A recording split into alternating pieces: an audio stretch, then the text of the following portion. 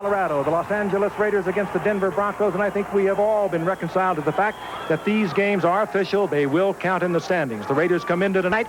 They are 3-0. They won big over Kansas City in their replacement game a week ago. The Broncos are 1-1-1. They lost big to Houston with their replacement team a week ago, 40-10. And you are probably also aware that talks broke off between the owners and the players yesterday. Gene Upshaw, the executive director of the Players Association, called for a meeting of the player reps once again in Chicago. They gathered there this afternoon. They met for 6 hours, and then Gene Upshaw, who is the executive director and frustrated perhaps, called for a press conference. And Gene Upshaw addressed the press with this statement. Well, after approximately 6 hours of meetings, the players have come up with a resolution that would be a way to end the dispute between the players of the National Football League and the owners of the National Football League. What the players are proposing would be a way to end that dispute. We would like to submit our proposal to mediation arbitration, and there are several conditions in which the players would return to work. First, there would be a reinstatement of all strikers for the rest of the season with a roster freeze. Second, the 1982 collective bargaining agreement stays in effect for the remainder of the season or until a new agreement is reached. Third, all elected NFL officers, player reps, and alternate player reps would be protected for the rest of the season as in 1982. We would submit the outstanding issues to mediation for 6 weeks. At the end of a 6-week period, all outstanding issues would then be submitted to binding arbitration to decide all open issues. We feel that this is a way to end the dispute, and if the owners are willing to meet the conditions in which the players have stated, the players will return to work if we get a written agreement to those conditions. I must say that by now the owners of the National Football League have received a letter from me appealing to the owners exactly what our proposals are at this point in time. We feel this appeal should go out to the owners to get involved in this dispute and bring it to a speedy and fair resolution. That was Gene Upshaw just a few minutes ago, speaking from Chicago, where the player reps met this afternoon. Gene Upshaw talking to the press, and you get the feeling that perhaps Gene Upshaw is a little concerned, quite concerned about the defections of a week ago, and quite concerned that many of the players who stated that they would come in this week might do that. Perhaps he is almost in a move of desperation, throwing something out there, and it's going to be a very positive move on the part of Gene Upshaw, Al, to the public, and will be perceived that way, don't you think? Well, I think if nothing else, Frank, it is a very good PR move. The league has done a far better job public relations-wise than the Players Association has, because every poll I have seen indicates that the public sides with the owners, sides with management. And I think the players have to be a little shaken up. Television ratings last week were better than most people expected. Yesterday's games were down just slightly. Attendance was up, though, and up substantially, and I think the players had to be shaken up by the big crowd here in Denver last week, by 32,000 people showing up in Chicago yesterday, by 38,000 showing up in Cleveland yesterday, and by 40,000 in Dallas, and those 40,000 wound up booing Danny White and Tony Dorsett. And certainly the players are worried about the mass defections. You know, of course, about Joe Montana, several key 49ers coming across and playing yesterday, and a week ago Friday, the Los Angeles Raiders came this close to crossing the picket line as a team. During the course of the telecast, we'll hear from Tex Schramm of the Dallas Cowboys. We'll also talk to Pat Bowlen, the owner of the Denver Broncos, and we'll get their immediate reaction. And Dan Deerup, what about your reaction? What do you make about all this? Well, I think it goes beyond positive PR for the players. I think the players here are clearly making a statement. They want to go to work. They want to play football. It's up now to the owners of the National Football League whether they'll let them back in the door gracefully. Will they give the players a bone? That's what we'll find out very quickly. There is a ball game here tonight, though. It's the Raiders, 3-0, a good ball club. They trounced Kansas City last week, 35-17. A couple good players have been added, Bill Pickel and Howie Long. On the other side, we've got the Denver Broncos, 1-1-1. They've had 4 players come in this week that are going to help them. They're going to counter Long and Pickel with a couple linemen, Dave Stutter, Billy Bryan. Steve Watson at wide receiver. They got whitewashed, though, by Houston last week, 40-10. Danny Reeves promises that his ball club's not that bad. They'll play a lot better tonight. And it is a very enthusiastic crowd. It's difficult to estimate how many people are here. You can't tell how many seats were turned back, but last week they had 38,000, which is about half of capacity. And it looks like we have at least that many tonight and probably more. Tom Flores of the undefeated Raiders. And the Raiders and the Chicago Bears right now are the only undefeated teams in the NFL. And Dan Reeves, whose team comes in with a mark of 1-1-1. They won their opener over Seattle, were tied by Green Bay, then the strike, and last week's loss to Houston. David Hardy kicking off for the Raiders, and Shane Swanson is back deep along with LaRon Brown for Denver. And this is Shane Swanson from the 1. And he comes back out to the 22-yard line. And decibel-wise, as far as the crowd is concerned, these might as well be the real Broncos and the real Raiders. But instead of Elway, for Denver, it's Ken Karcher out of Tulane. He was in Denver's camp last year, didn't make the team, and he was in New Orleans camp this fall and didn't make the team. Bobby Michaud has NFL experience, and Joe Dudek signed by the team this week. He was injured all of last year. Then Studdard and Bryan are two regular Broncos at left tackle and at center. 1st and 10, Denver from the 22-yard line. Karcher, the quarterback. Karcher in a busted play to begin things. Rick Ackerman made the tackle. So we begin with a busted play as you take a look at the Raider defense now. The two familiar ones, Long and Piquel with Ackerman, the right end. They play the 3-4. Cormier, Kimmel, Washington, and Goodlow are the linebackers. And then the secondary. The unrelated Hills, Rod and Greg. Eddie Anderson and Ron Foster are the safety men. 2nd down and 15 from the 17-yard line. That's Nathan Poole, and he too has prior Bronco experience from years back in the backfield. As Karcher throws, and incomplete. Mitch Andrews, the intended receiver, and hit hard by Ron Foster, and a penalty marker is down. And I think Howie Long has drawn a holding call already. He's going to work tonight against Keith Kartz, the right tackle, and there's the big underarm. And look at Kartz, how he has his right arm underneath Long's throat. And granted, you don't want the big guy to get to your quarterback, but that ain't going to get it. Decline. 3rd down. If you're going to have just somebody return, it could be the best man you have come back. It would be Howie Long, because not only will he work on the left side, they can move him in the Raiders' defensive scheme of thing all along that line of scrimmage, and they'll do just that, and they'll find some spot where he'll be going against an inexperienced man. He's clearly the most dominant football player on the field tonight. Fred Silva, the referee tonight. 3rd and 15, Denver from the 17-yard line. Karcher protected well and throwing the bomb, and it's caught by Steve Watson, another regular Bronco at the 30-yard line.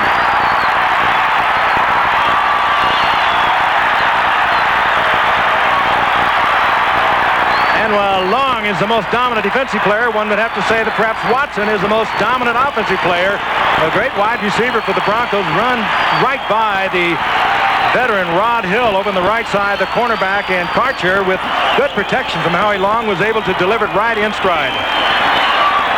Watson with just a little move to the inside drew Rod Hill and really just stopped him in his tracks. Watson 5 yards past him, and this is exactly what Dan Reeves wants to see early. 1st and 10 at the 33-yard line. And through the middle, that's Joe Dudek out of Little Plymouth State in New Hampshire, whose big claim to fame is he was the cover boy on Sports Illustrated as they heralded Dudek instead of, what about Dudek for the Heisman a couple of years ago? Well, what about his college career, Al? I mean, the guy scored 79 touchdowns at Plymouth State, rushed for over 5,500 yards, a 7.1 yard per carry average in college football. Now, granted, it was Division III, but still, those are big-time numbers. More important, he was cut in the last cut by Denver. He knows the offensive scheme of things of Danny Reeves. On 2nd and 7, incomplete. Mitch Andrews, again the intended receiver, and Ron Foster, a rookie, and a flag down, and a fight breaks out 2 penalty markers, in fact. And Billy Bryan is involved in that one, along with Darrell Byrd, one of the linebackers. Darrell Byrd, number 50, is a guy that's been around. He's a veteran with the Raiders. He wears a Super Bowl ring. He was with the Raiders back in '83 and '84, and 2 veterans going at it early. Personal foul. Unsportsmanlike conduct. Number 50. He's disqualified. Whoa. Thrown out. Ooh, he's out of here. In other words, yeah. Goodbye. Fred Silva taking control of the football game extremely early. Well, you don't see this very often, a player get ejected on the first series. Darrell Byrd with a first inning ejection, in essence. Very, very unusual to see a player ejected at this stage of a ball game. I really have to wonder if Darrell Byrd didn't say something to Fred Silva. Because that will get it. That'll get you real quick. And he's a guy who has been in the NFL. He was with the Raiders in '83 and '84. He looks a little stunned, and that could well have been what had happened. But maybe Fred Silva, as you pointed out, Dan, is trying to control this. There's a team with the black and white on one side and the orange colored on the left side, and they have really got into Donnybrooks over the years. First down from the 15-yard line. After the disqualification, this is Dudek. And Dudek fights his way inside the 10 to the 8-yard line. And the way was led by Rick Massey, the wide receiver who scored a touchdown last week, throwing the block for Dudek. And that's the one thing that we know Joe Dudek can do, and that's run and run hard. If he has one failing as a professional football player, he's not a very good pass receiver. But this is exactly what he does well. But look at the blocking up front. And down in close, he gets away from one man right here, puts the nose down, knows the goal line isn't that far away, and gets the most he can out of it inside the 10-yard line. Second down and 3, Broncos. This is the opening drive of the game. The big play, the 50-yard pass to Steve Watson. That's Massey in motion. Dudek again, inside the 5, and touchdown.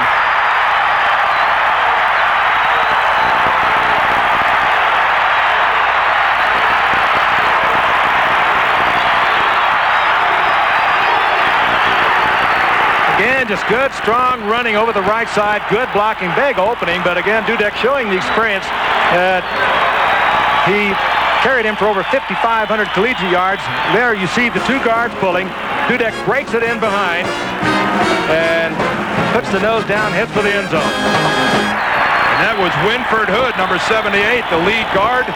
Pulled from the right guard position, and he got the kickout block that made it possible. Mike Clendenin to do the kicking. And so the Broncos go all the way down the field. A long pass to Watson, a Raider linebacker thrown out, and Joe Dudek scores his first NFL touchdown. A good look at the right guard, Winford Hood. Reads upfield, comes up, drops the Raider to the ground. Denver, 7-0 early.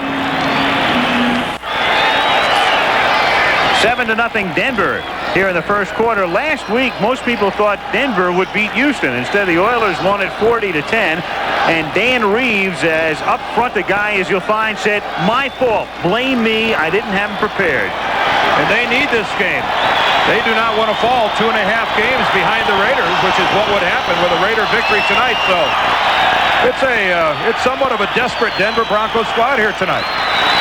1-2-1 does not sound very attractive. They'd be 2.5 back, and remember the season already down to 15 games, so 11 to go after this evening. Clendenin to kick off. And for the Raiders, it's Rick Calhoun from the goal line. Back of Harrison. He passes him, the 30, the 40, and a good run back to near midfield. Stopped at the 49-yard line by the kicker, Clendenin. Let's take a look at Joe Dudek's touchdown. A couple keys. Watch the down blocks right here on the wing by Andros and Michaud. Then the 2 kickouts by Karts, then Hood, and Dudek just takes it right in between. But that's pretty. Andrews on the down block. Michaud with the pin block to the inside. Karts kick out, Hood kick out. Here in the second week of replacement football, Frank, one thing we're seeing, I think, is crisper execution offensively. And if it didn't work for Danny the first week, it certainly was a beautiful thing to watch on that particular play. And a familiar face and figure in Vince Evans, the quarterback from the 49-yard line, and through the middle goes Ethan Horton for a gain of about 4. Now let's take a look at these Raiders. It was Evans, and remember Mark Wilson crossed the line. He is here and on the bench, but Wilson only held last week as Evans gets the call. And Ethan Horton, there is Mark Wilson. He could play tonight. He could quarterback tonight, but Evans did the job. As Mark looks on with a yawn from the 47-yard line. It is intercepted by K.C. Clark, and Clark is out in front inside the 30, the 20, and bumped out by the last man, Vince Evans.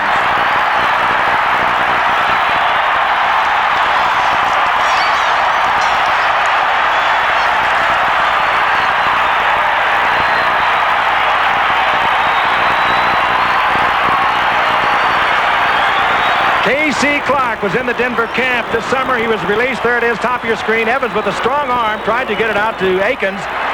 And Clark with a diving catch sprints down the sidelines, and only the athletic capabilities of Vince Evans keeps this from being another touchdown. Evans taking him out of bounds at inside the 15-yard line. And so that's a 50-yard run back. And a 1st and 10 Denver at the 43-yard line. And it's Dudek. Dudek fumbling the football. And Fred Silva's there to say Raiders have the football, so they get it right back. Dudek, after scoring the touchdown, coughed it up, and it's Rick Ackerman, number 60, who comes up with the recovery. Rick Ackerman from Memphis State has given it back to the Raiders and quiets the crowd. Dudek had an opening over the left side. He was really hammered as he started looking for that end zone, and Ackerman was all over. Let's take a look at it again with the reverse angle. Dudek, I think, thought he had another big hole like he had before, Dan, and was just nailed right there. Well, he's hit right in the middle. That time Jimmy Ellis, the inside linebacker, puts his hat right on the football, and Dudek, who's really not known as a fumbler, has it pop right out. Ellis, a 10th round pick of the Raiders this past year, and he was cut in preseason. The Raiders, of their 45 men tonight, have 24 of them that have been with them either in camp or have been on their roster. They know the system both offensively and defensively, perhaps better than that of Denver. 1st and 10. Raiders from their own 16-yard line. Broncos lead 7-0 early in the first period. Ethan Horton, he's big at 6'4" and 220 pounds out of North Carolina. Now let's take a look at the Raiders offensively with Evans the quarterback. Rob Harrison and Ethan Horton are the running backs. Akins and Williams are the wideouts, and Perry is the tight end. And there are the guys up front. Barry Black, number 67, a left guard, as a kid lived in Santa Rosa, California, where the Raiders used to train, and Dave Dolby used to sneak him into practice. He grew up dreaming about becoming a Raider. He made it. From the 22-yard line.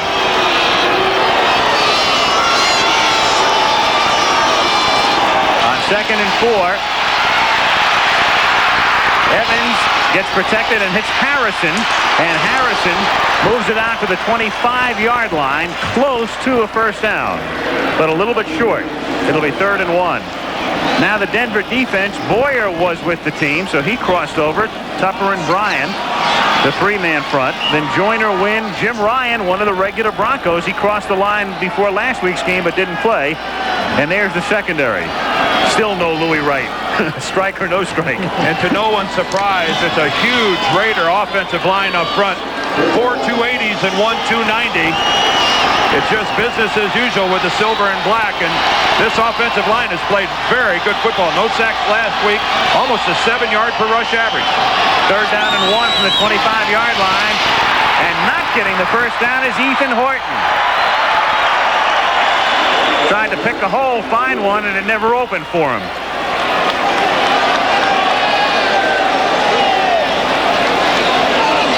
And unless they give him a fabulous spot, he appears to be shy. And we have some Denver penetration on that play. I believe it was Ray Woodard or Steve Bryan, one or the other. One of those two defensive ends got upfield and was about 1.5 yards or 2 yards into the Raider backfield. Well, look at this.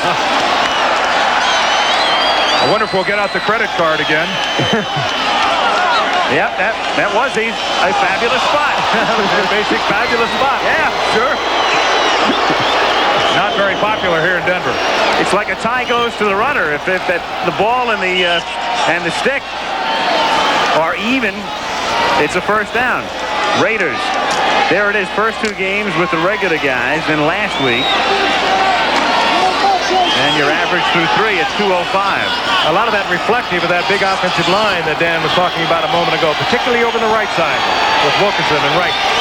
Craig Ellis now in the game as a running back. Off the play fake. Evans nearly has that one picked off by Bryant Wynn. Number 55 out of the University of Houston.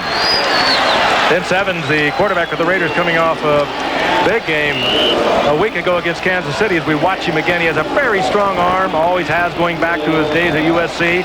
6 years with the Chicago Bears, a couple of years with the Denver Gold right here in Denver. And Danny Reeves did not even know he was living here in Denver, and why should he? He was out of football, and Vince Evans was offered several jobs, and he settled on the Raiders, and he might possibly be their quarterback when they come back to regular play. Second down and 10. And stopped again is Horton. And that's Steve Bryan with some help from Jim Ryan. Steve Bryan just working in from his right defensive end position. His older brother is Rick Bryan, the #1 draft choice of the Atlanta Falcons from the University of Oklahoma. That's where Steve played collegiately as well. And Dan Reeves said that this is a guy who has a real chance to stick if and when the strike comes to a conclusion. That Steve Bryan's a guy that might make his ball club. Third down and 12. Under 9 minutes to play in the first period. 7-0 Denver.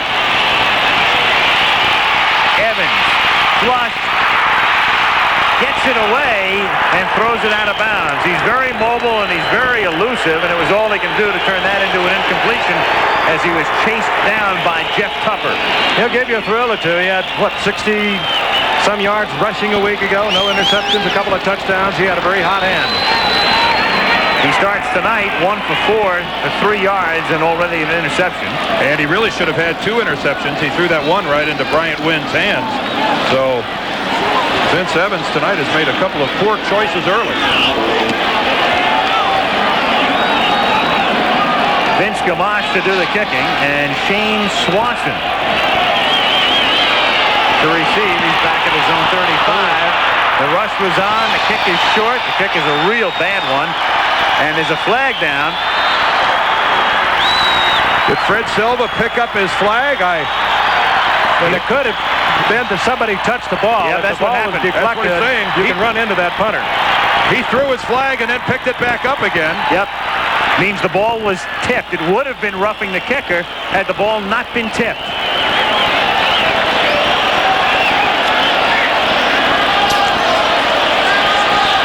On the reverse angle, we'll take a look. It is Tim Lucas and Darrell Russell who are in there in Gamache. The ball just deflected, so you can pretty much do what you want with that punter if you get a finger or a hand on the football, and that was the case a moment ago.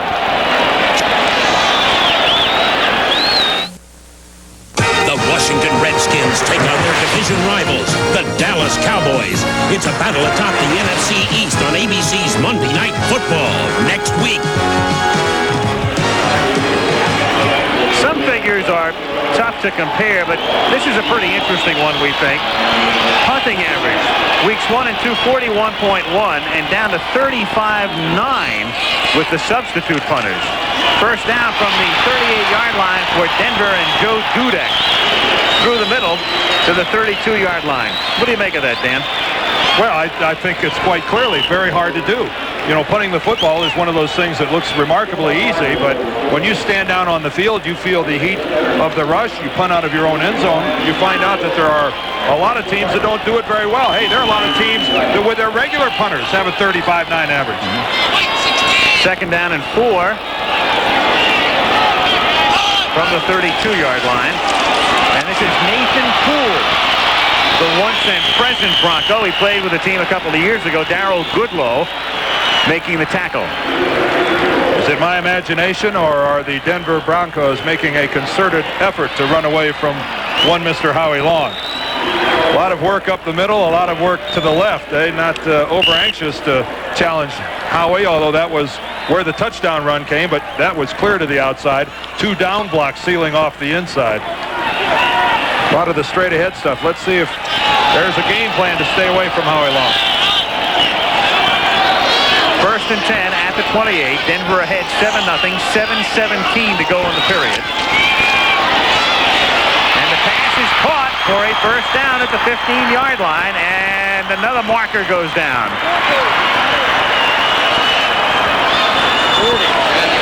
And Watson sandwiched and shaken up. He's in agony. He took a tremendous shot right in the ribs. That ball thrown high. He had to go up for it, and Watson's the kind of player that will go up, total concentration, and he came down with the football, and he took a tremendous shot. Illegal procedure is the penalty. Let's watch Watson again. He's here on the line of scrimmage. That's Greg Hill that gives him a shot, shoves him back to the inside, and then Eddie Anderson, the safety, is the guy that comes up and puts the helmet right in Steve Watson's ribs. Oh, that's... You can't describe that, can you, Frank? Well, usually the wind will come out of you, and if you've never experienced it, you're quite certain you're dying, and you're hoping this is going to happen quickly. That's the kind of pain it is. And let's take a look at it from the reverse angle. And again, the collision, he had to go up high, and is off balance, and hit there by Eddie Anderson, the second Raider in there, and it caught him right in the ribs. Right underneath the shoulder pads. Watson, a Broncos in 79, and really one of their all-time greats in a way, in his 9th season at the age of 30, and he was one of those who came across the line right after the strike. Did not play last week, but in the lineup tonight. And he's one of the guys that Dan Reeves was counting on to make a difference. He's had 3,000-yard seasons for the Broncos, a Pro Bowl appearance, and with Vance Johnson gives the Broncos one heck of a receiving duo, but Dan Reeves now a little bit back to square one with his receivers, and he also has a numbers problem. And seeing Watson hurt is unusual, too. Watson has never missed a game in his professional career. He's played in every Bronco game outside of last week when he opted to sit down since he joined the team in 1979. It's amazing past few years. Came up as a free agent. No one thought he'd make the ball club. Has that kind of sneaky speed. Fell off a little bit last year with the emergence of Vance Johnson and Mark Jackson, but of course they are not in camp. Watson is, and he is definitely in tremendous pain. I think Dan Reeves is going to go out. Well, he started to.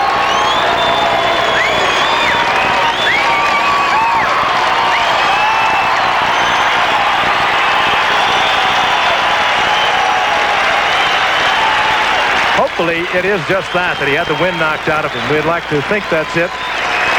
Well, that's a good sign, him raising up his right shoulder. You see, brought it back down, but he did get it up and over the shoulders of one of the Bronco trainers, so that's a good sign. We're maybe hoping too much for the best, but just hate to see that happen. An insult to injury with illegal procedures, so the catch goes for naught. It's first down and 15. Denver at the 33-yard line. Shane Swanson takes his place. Swanson, number 80. First and 15. Dudek is the tailback. And going deep for Swanson, incomplete. Covered on the play and blanketed, and a flag goes down. A late flag, Greg Hill interfering. And Hill is complaining, but it did appear as though he bumped him when the ball was still in the air. I think the thing we want to look for is Hill's right arm. Number 36 defense, pass interference, first down. Now watch Greg Hill. Now watch his right arm. Does it get up underneath Swanson? Right here. Yep, he touches him with the right arm. That has to be what the official called because there wasn't a lot of contact other than that. Howie Long in there pressuring Karcher, but Karcher trying to go deep to one of the slower receivers they have, trying to catch the Raiders off balance. They get the penalty and they have a first down and goal. First and goal, Denver at the 8-yard line. Dudek. He scored the earlier touchdown. He makes it second and goal at the 3. Ronnie Washington, the linebacker, making the stop. Tom Flores, you saw Tom, the Raider coach, a man who has taken his team to 2 Super Bowls. and 2 Super Bowl victories. And the Raiders are the only unbeaten team. Chicago 4-0, Raiders 3-0. Second and goal.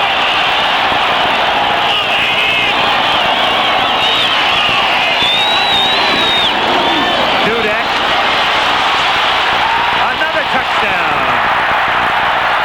And what a lead block that time by Nathan Poole.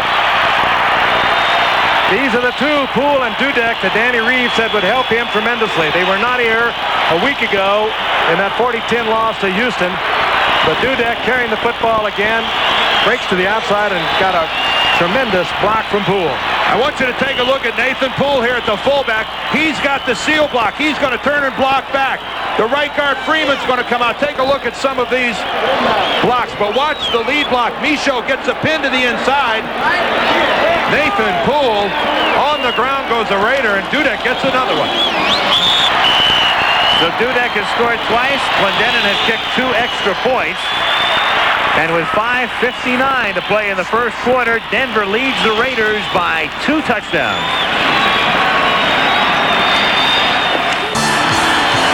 Well, if your picture is shaking, it's because our camera is shaking. It is that noisy and that raucous at Mile High Stadium in Denver. And again, it's difficult to estimate, but it's certainly more than half full here tonight. I'd guess 50 and more, maybe. Every bit of 50,000.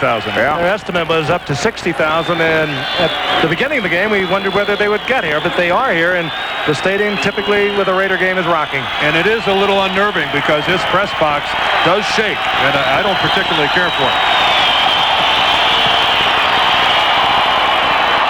Clendenin's kick is taken at the 5-yard line by Harkey, who cut in front of Calhoun. And Lance Harkey, a rookie from Illinois, gets taken down at the 25-yard line. Meanwhile, Rob Harrison has separated his shoulder, one of the Raider running backs. So he is out, and they are looking on the in the Denver locker room at the ribs of Steve Watson.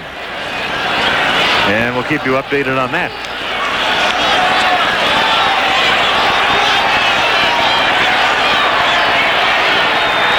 Meanwhile, it's Evans and the Raiders at their own 25-yard line, 1st and 10. Ellis and Horton are the running backs, and this is Craig Ellis with a lot of Canadian Football League experience. Out to the 29-yard line. He did the brunt of the ball carrying last week for the Raiders in their win over Kansas City, and then during practice this week they were calling Horton's number a lot and have been calling Horton's number for the most part tonight. Ellis originally came up with San Francisco back in 1982, didn't make it there, and spent 5 years up in the Canadian Football League. Put together a 70-yard game last week against Kansas City. And we saw Ellis last year with the Miami Dolphins.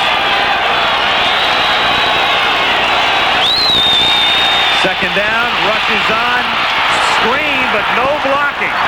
And it's Ellis who makes the catch, and he would have been better off dropping the football. Jim Ryan, 2 yards. There's one of your veterans that can make a major difference. The screen was on. You had the perfect situation for the screen. You had the full blitz and had an opportunity to break for a big play, because when you have the screen working against the blitz, you usually can break it off. But Ryan read it all the way, and he was there to make the difference. And a flag is down. Fred Silva, the referee.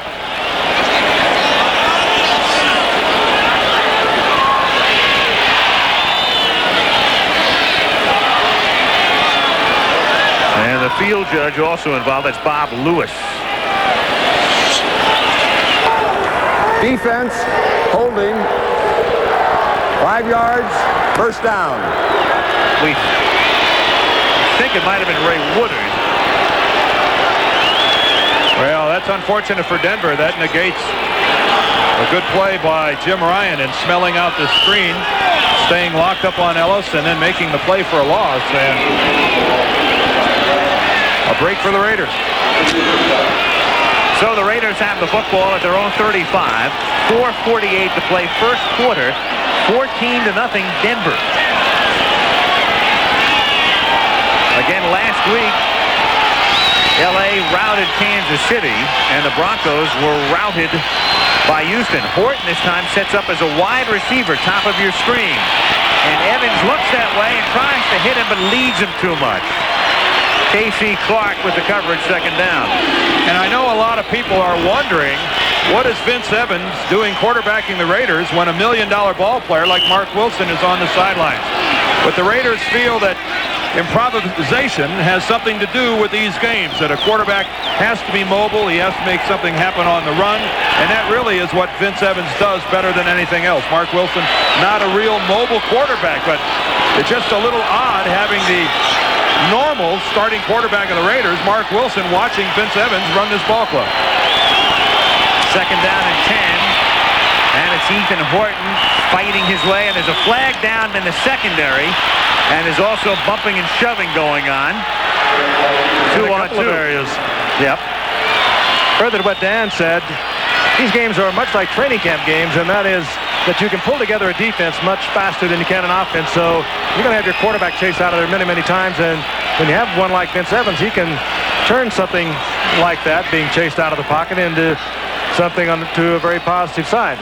You know, maybe it's not the players on these two teams that hate each other. Maybe it's just the uniforms. I mean, these guys haven't been around long enough to build up any animosities. And yet already we've had a couple skirmishes, one ejection. Let's take a look at this one. David Williams working against K.C. Clark, who had the interception return. But inside, we've got more pushing, shoving, and let's have a little get-together. Ron Wheeler, the backup tight end, also in there with Earl Johnson. And the orange and blue and the silver and black face-to-face. Nothing new there.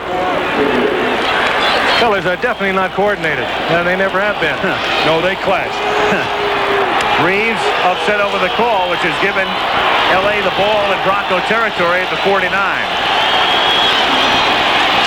Horton slithering, but tripped up. Jim Ryan got him by the ankles from behind.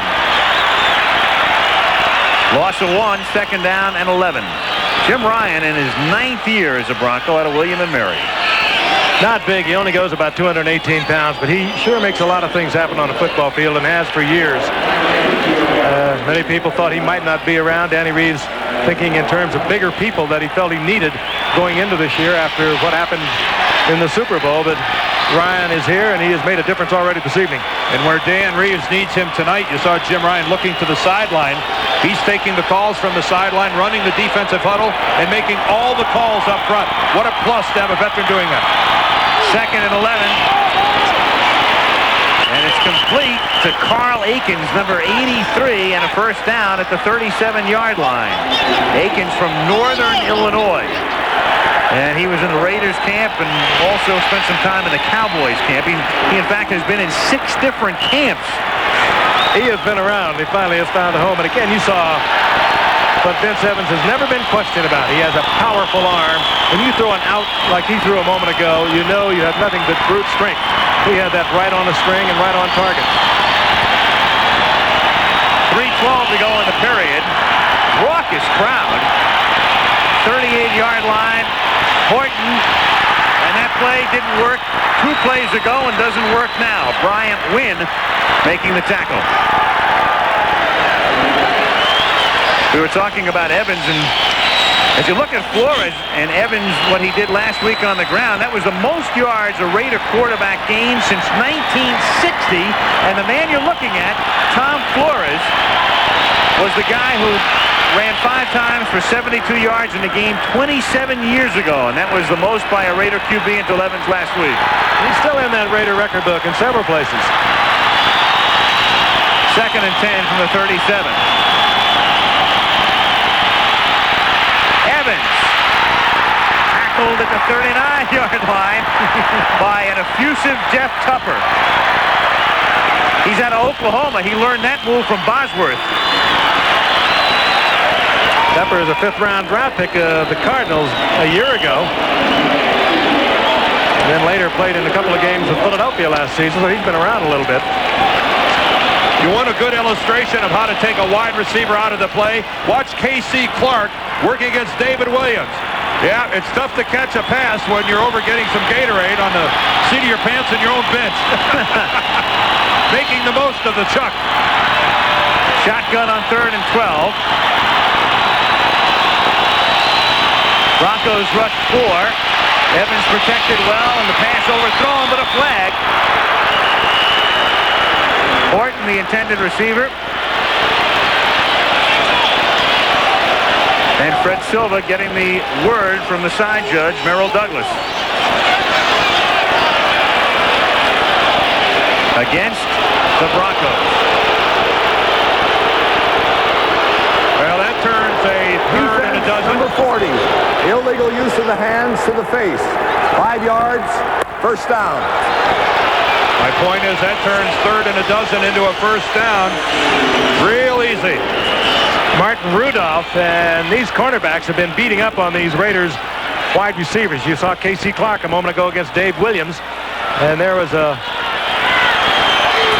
I guess he hit him early going out. That's what they called it. But they called it against Martin Rudolph against Akins. So you're allowed contact, but you're not allowed that lingering contact. And after 5 yards. First and 10, 43-yard line. Ellis stepped up. He's having trouble hearing Evans, or he'd forgotten the play. Or the snap count, and the Raiders opt for a timeout to avoid another penalty. 1:53 to play in the first period. Broncos leading 14-0, but the Raiders on the move. In Denver, Al Michaels, Frank Gifford, Dan Deerdorf.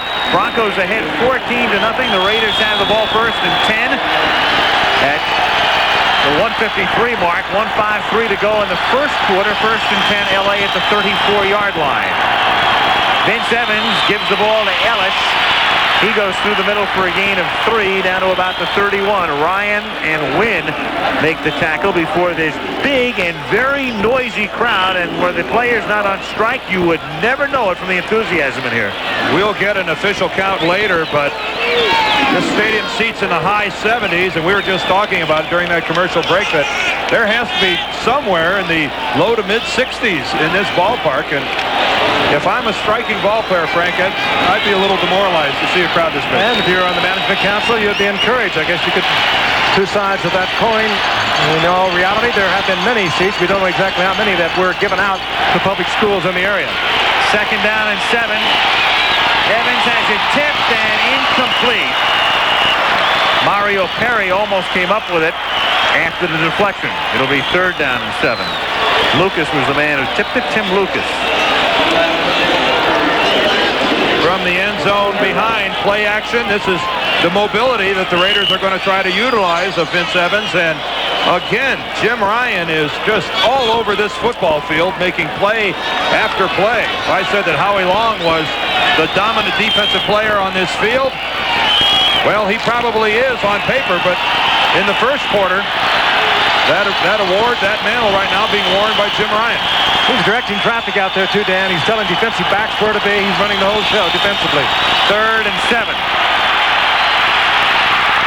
Evans, the mobile one, has the first down. Takes it to the 20-yard line. Vince Evans improvising and picking up the first and keeping the drive going at the 20. Extra dimension we talked about. On a broken play, he'll get you some yardage. And again, defense always ahead of the offense when you begin with a new ball club, and that's basically what happened a couple of weeks ago when these teams came together. You can put together a defense much more quickly than you can an offense, and a quarterback like Vince Evans can exploit a defense much better than one who cannot move around. First and 10 at the 20-yard line, 21-yard line for the Raiders. Horton for a gain of 4. Let's update again. If you joined us late, Gene Upshaw, about a half hour before we came on the air tonight, says he is going to submit a proposal to the owners, submitted for mediation arbitration, and then any unresolved issues would go to binding arbitration. Jack Donlin will have no comment until he officially sees the proposal, but John Jones, a management council spokesman, says that historically the owners have not gone for arbitration. In any event, before the night is done, we'll talk to Tex Schramm. We'll also be talking to Pat Bowlen, the owner of the Denver Broncos. We'll go to the second period at Denver. The Broncos lead 14-0.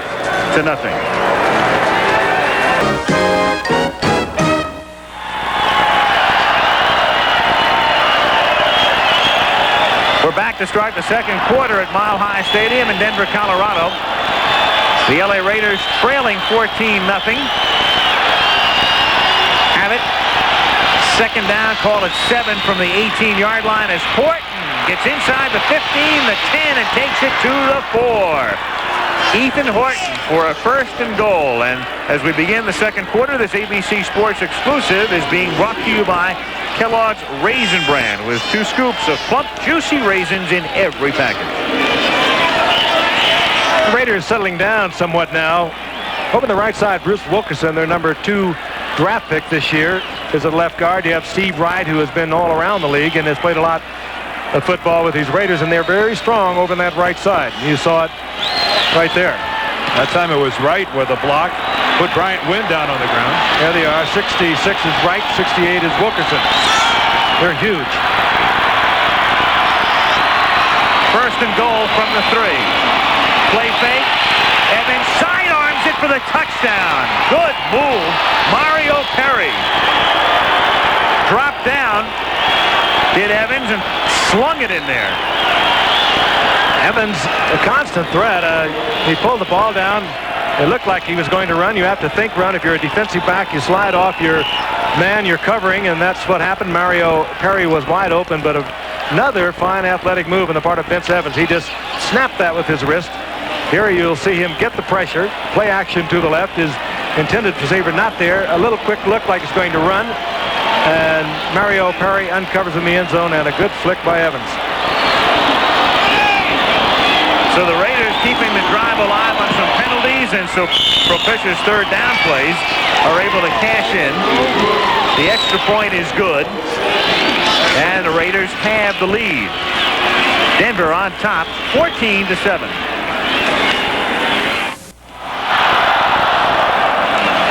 Denver on top by a score of 14-7. Mario Perry out of the University of Mississippi. Another one of those Raiders, though, that was in camp. He was waived during training camp this summer. So he knows the numbers, knows the terminology. It makes it a lot easier. David Hardy, who kicked the extra point. Get the ball back, you guys. To boot it. Funny, most of the replacement kickers look just like the regular kickers, don't they? 5'7", 160. Where do you find all these barefoot guys? Yeah. Most of them carrying green cards. Swanson at the goal line. And back out to the 7-yard line, LaRon Brown. LaRon Brown taking it back to the 7. Let's go back and look at Mario Perry's touchdown. Motion is really confusing to young defensive back. Watch Perry come in motion, come back, then go up and all the way across. Now, if you're a young defensive back just trying to learn a system, the motion man confuses you. Perry starts to the outside, back to the inside. Now look how everyone takes the play fake, and Perry all alone in the back of the end zone. Now, excellent by Evans to get him the football, but clearly a blow by the Broncos in their secondary. First and 10. Denver starting deep in its own 6. Parker going deep, and it's underthrown and tipped and incomplete. Massey had to hold up and couldn't hold on.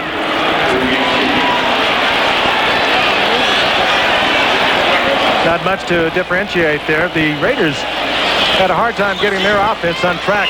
Broncos occupying most of the time of possession, but they seem to have it now pretty well stabilized. They're running right, and they're running well behind their 2 big offensive linemen over the right side, Wright and Wilkerson. Those were Carter's numbers last week in a game they lost by 30 points. Second and 10. Draw. Nathan Poole. And stopped out at the 9-yard line. Hit first by number 98, Darrell Goodlow. Right now, what's working against Denver is the poor execution on their kickoff return, making them operate from the shadows of their own end zone. That's a tough way. The Raiders got some momentum by scoring a touchdown, and now to just go 3 downs and out, kick it back, and let the Raiders rather start inside your own 50. Not exactly what the Broncos would like to do. Karcher, that one completion was to Steve Watson, who's out of the game. On 3rd and 6, Karcher keeps, and he's close to a first, and a flag goes down after the play. That's a design quarterback draw all the way.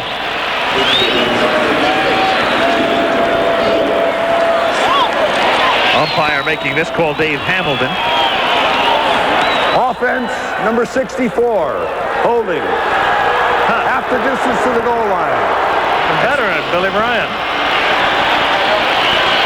A designed play all the way, though, on the quarterback draw, and it was well executed. The Raider defensive lineman got into their pass lane. Someone got moved a yard, and Karcher had an opening, but Billy Bryant's mistake brings it back, and it even has to be tougher for a veteran ball player to get a flag in a situation like that. 3rd down and 9 now. Denver at its own 7-yard line. Broncos ahead 14-7 early in the second quarter. Shotgun. Karcher. Rush on. Going deep again. Underthrows it again, and incomplete, and saving the interception that time on a pass intended for LaRon Brown. It was Brown, more than anything else, playing defensive back at the end of the play with Rod Hill. Keith Browner forced Karcher to deliver this much more quickly than he wanted to. And it is underthrown, and actually it's Hill that reacts first to the football, and he has it in his hands, but LaRon Brown, as Al said, in a smart move, puts the tackle on Brown and pulls him away from the football. Ralph Giacomo from Penn State to do the kicking, and back at the 50-yard line is Rick Calhoun, who went to Cal State Fullerton. That's a good kick. 46-yard line, Calhoun. And a good run back. Gets some nice blocking. He's inside the 20 and all the way for the score.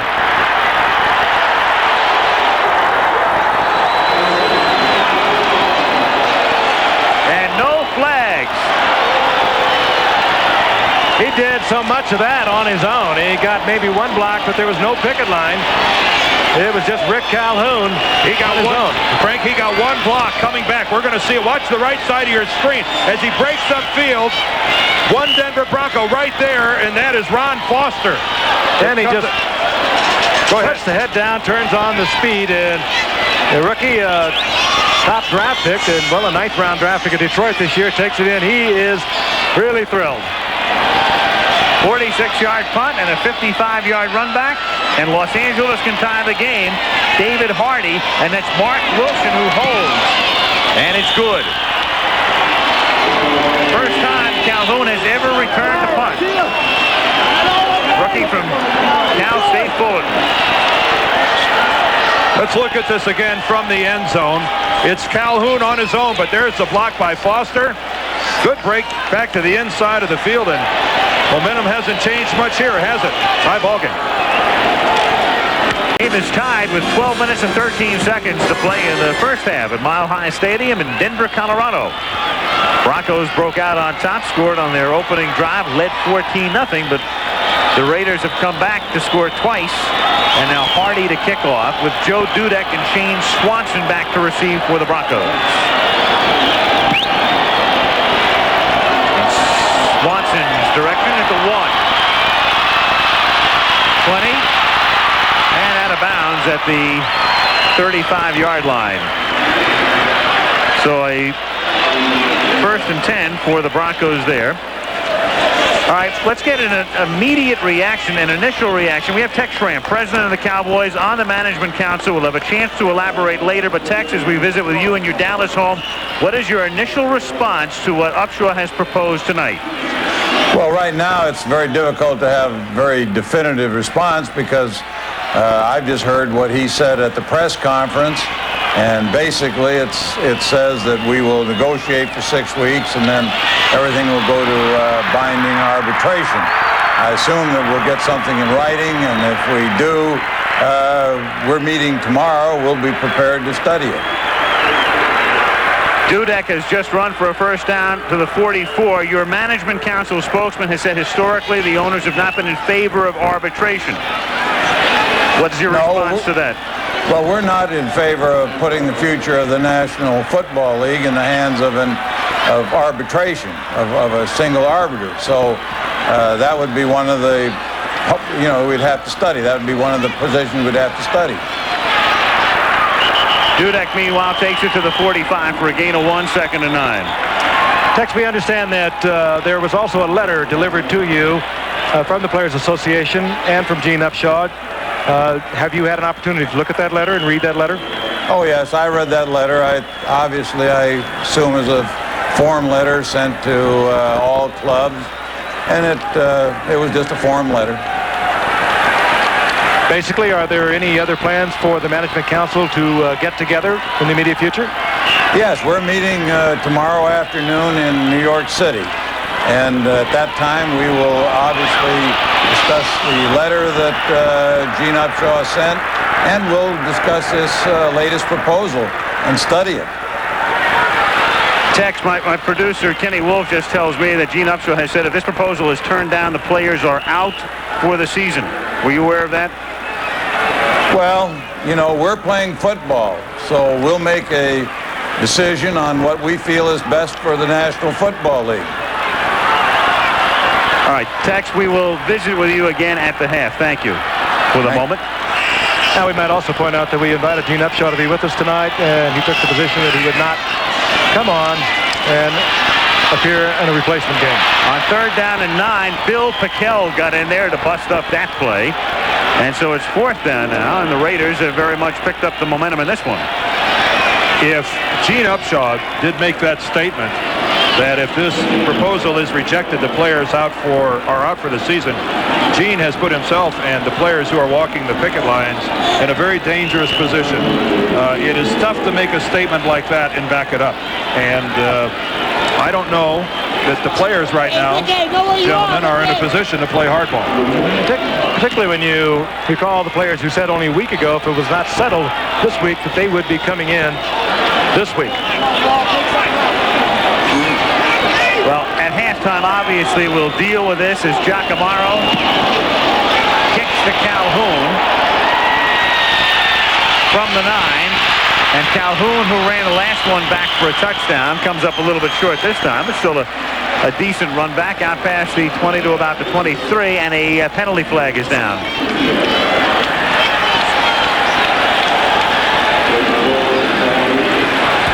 .10:29 to go in the half. Game tied 14-14. Well, if you can believe the Broncos, this will be a holding call against the Raiders. Post-possession foul on the receiving team. Number 35, holding. It will be 1st down. Eddie Anderson for the hold. And so the Raiders start deep in their own territory. Well, this Saturday at 8 Eastern time, we know where we'll be, the Metrodome in Minneapolis, the Minnesota Twins. And our congratulations to the Twins for a remarkable season. And Tom Kelly, the rookie manager, leading the Twins against either the Giants or the Cardinals. And they'll play Game 6 tomorrow. The World Series exclusively on ABC, beginning Saturday night at 8 Eastern from Minneapolis. And you'll be there. Tim McCarver, Jim Palmer. Amazing, just an amazing story in Minnesota. Dan, your hometown has got to be on fire tonight. Well, they are. Cardinals put in a position now of having to win 2, but both of them will be at Busch Stadium. 1st down. And by the way, if you did somehow miss it today, Minnesota beat Detroit. The final was 9-5, and so the Twins knock off the Tigers 4-1.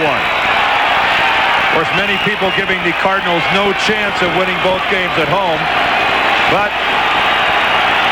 I have a feeling. Trubecki and Tudor tomorrow. Meanwhile, Raiders, Broncos here tonight. 1st and 10. Evans, the quarterback for LA at the 5-yard line before this foot-stomping crowd. Ethan Horton slipped as he got started. And that, in effect, ended that play, 2nd and 10. One thing you can be fairly sure here in Mile High Stadium, you seldom hear your snap numbers if you're the opposition and you're down in the closed part of the end zone. It gets noisy, it gets loud. Occasionally, you late in the year, you might catch a snowball or two down there. We've seen that happen.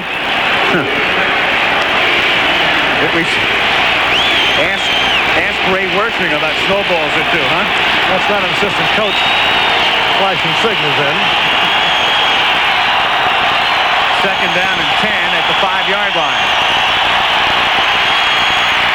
Evans avoiding the safety and then throwing incomplete. And paying a bit of a price. Hit by Walt Boyer. That's Raider football. Nothing surprising about watching a Raider quarterback in his own end zone trying to throw the long ball. That's Al Davis's philosophy that's been in place since day number 1. Would be surprised to see it again. And look how the field position has turned. Wasn't long ago that it was Denver in this position, and it ended up in a Raider touchdown. Let's see how the Raiders handle it. 3rd and 10 from the 5. 9:43 to go in the half. Tied at 14. Keep it on the ground. Horton. Nice move to turn a 1-yard gain into a gain of about 6, but they're still going to have to kick. Bryant Wynn made the stop. And that play was made possible by Earl Johnson.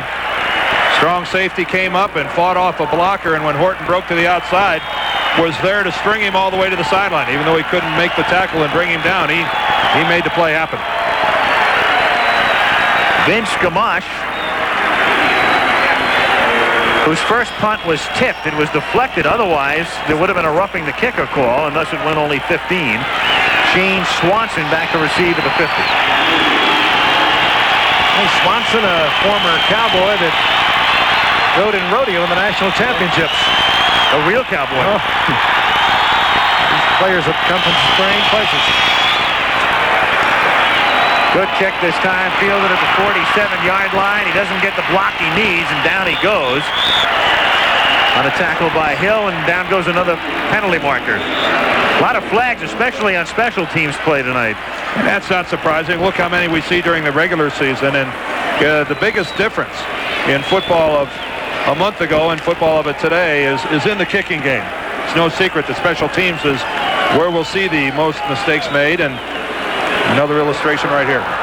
58, illegal block above the waist. Illegal man, 25 downfield. Replay. Jim Ellis, number 58. A lot of penalties, and you will, because a lot of these players, the last time they played, they could hit below the waist. That is no longer the case. Yeah, sort of lost in the shuffle. So many things to talk about this year with some of the subtle rule changes. Remember all the big deal that was of the one-step, two-step quarterback situation this year. Nobody's really talking about it. No, because it. Let's be realistic. In the order of what's important and what's not, that's pretty well down the list. That's. Getting back to the kicking game for a moment, you almost have to be superhuman to play on the special teams anyway and do your job without drawing some sort of a penalty.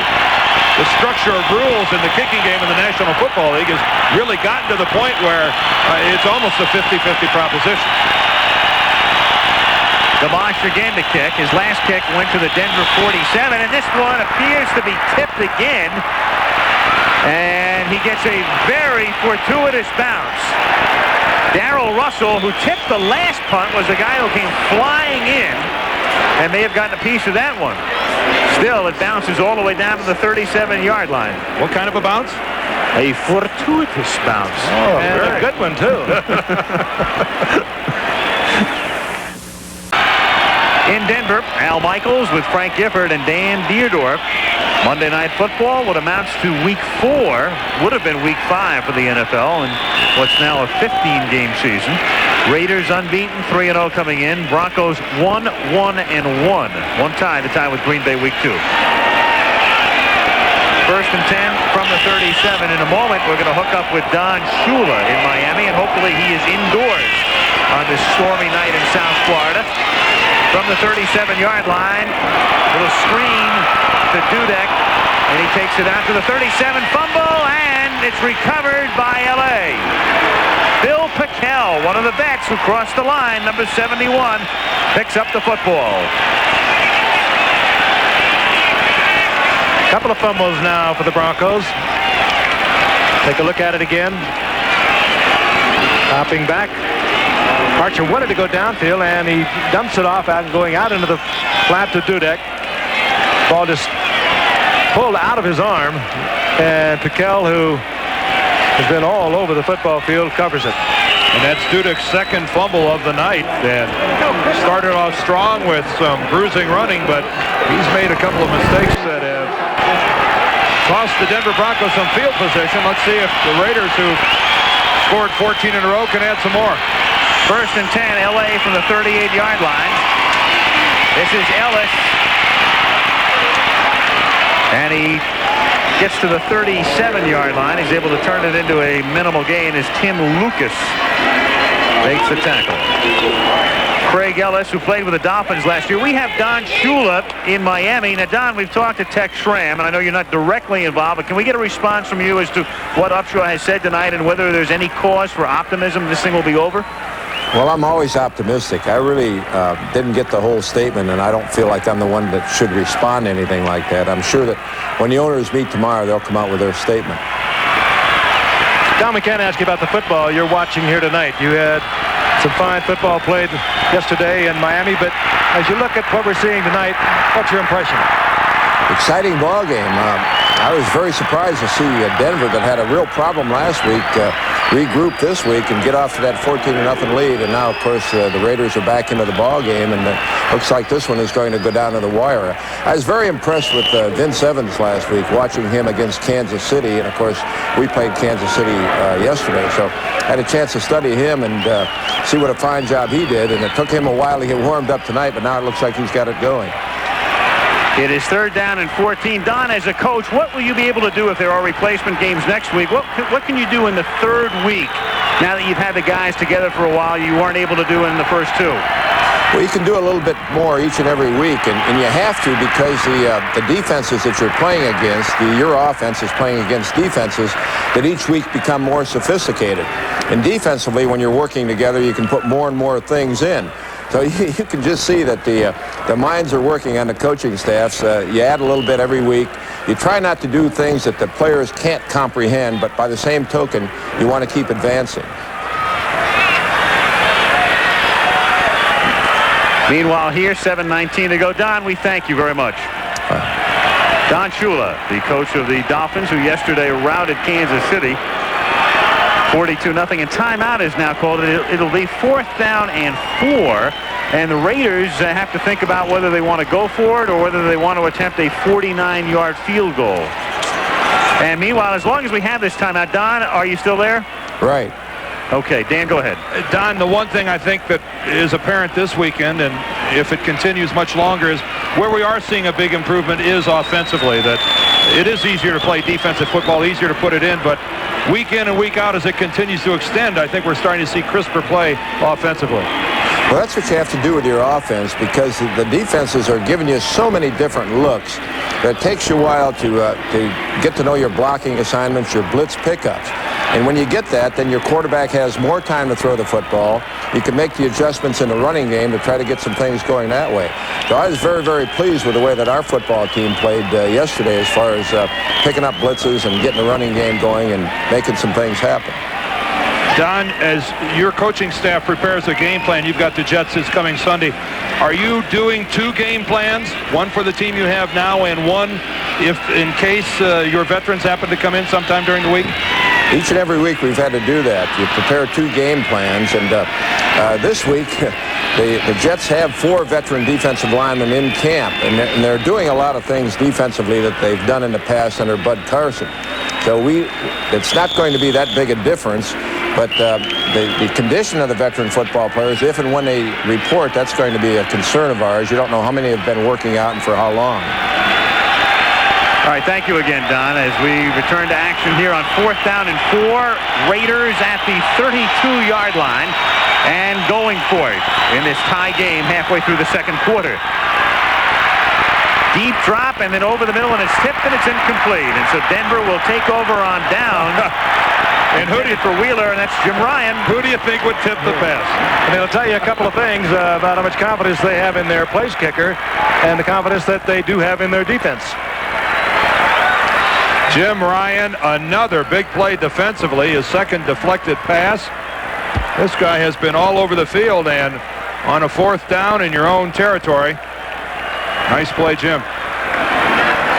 So the Denver Broncos now at their own 32-yard line, 7:06 to go, first half. Tied at 14 with Ken Karcher from Tulane, the quarterback. Play action, and he winds up hitting the H-back, Michaud, and he's out to the 43-yard line. Bobby Michaud, number 46, one of the real Broncos out of Texas. Caught 9 passes last week.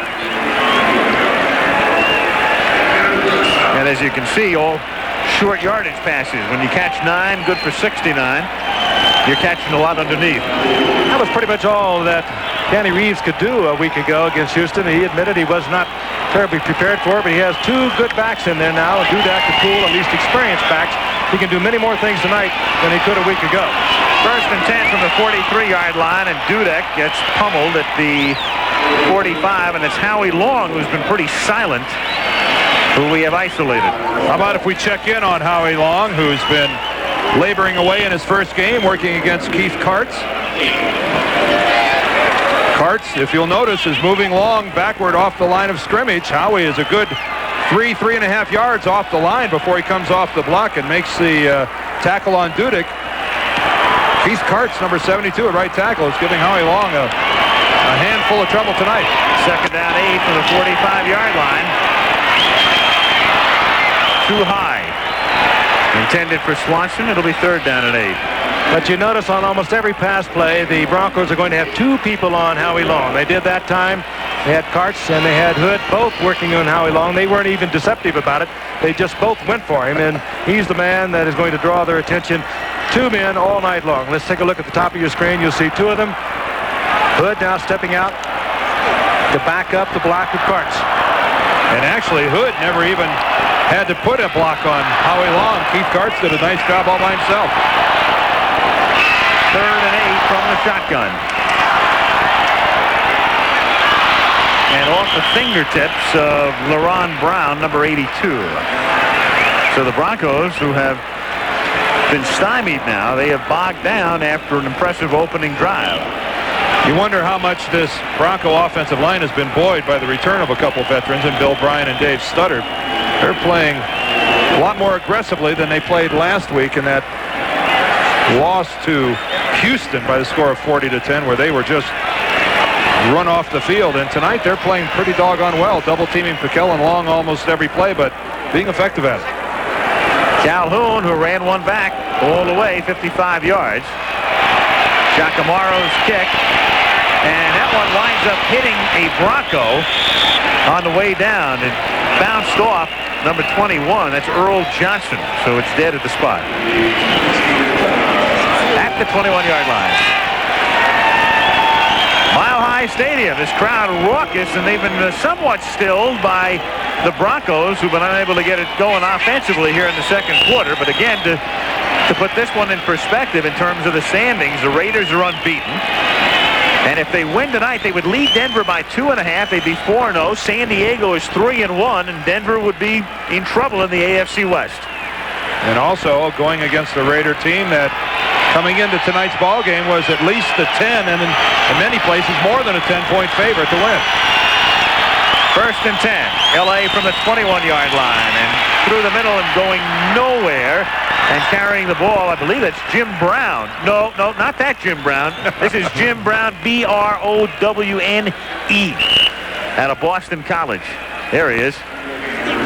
Teammate of Doug Flutie's on that Cotton Bowl team of Boston colleges. But what was it? The real Jim Brown was going to make a comeback a couple of years ago, remember? Maybe now's the time. This might be the perfect opportunity. Yeah. Well, wait till we see number 16 in a Giants uniform in 2 weeks. Pull down those leather flaps and let it fly. If he comes back, that'll really be the dirty dozen. Second and 10. Evans throwing, and there's Jim Brown again to the 26-yard line. Stopped by Tim Lucas. Clear that up a little, big man, on my right. Oh, he starred in the movie The Dirty Dozen. Don't you remember that? Great scene, dropping the hand grenades on the way out. I thought you were talking about that Periscope or Darby's Rangers or some of those old flicks.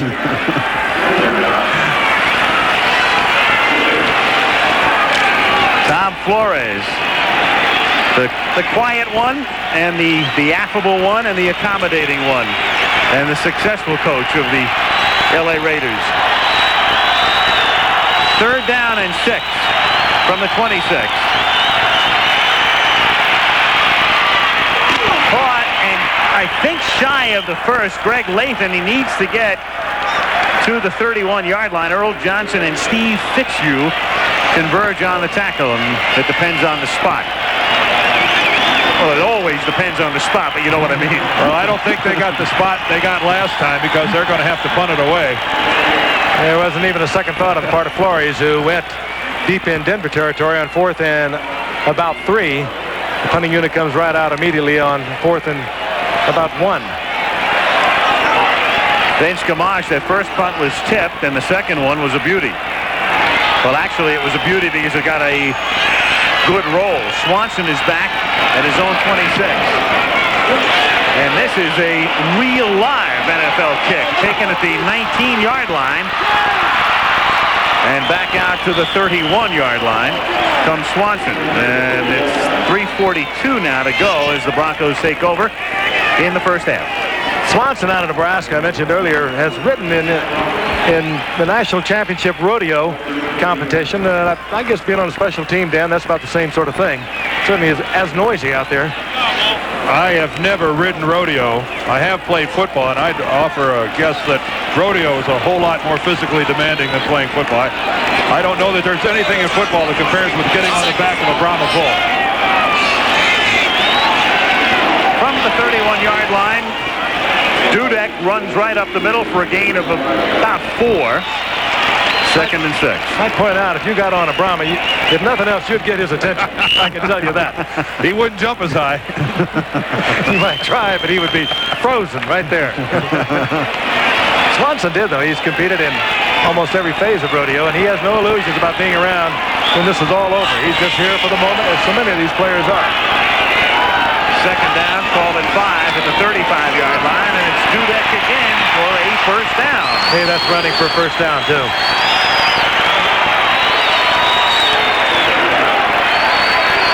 Up front, watch Winford Hood, number 78, come on the trap.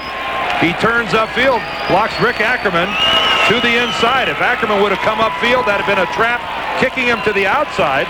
When Ackerman hung on the line of scrimmage, a very good read by Hood. Rather than try the kick out, pinned him back to the inside, and it's a Denver first down. Broncos at their own 43. That much time left first half. 14-14 the score. And wide open is Micho, and he drops the football. He was out in front. He might not have scored the touchdown because he had a hold up, and Rod Hill had the angle, but certainly he'd have been deep into LA territory. But he was thinking end zone before he made the catch.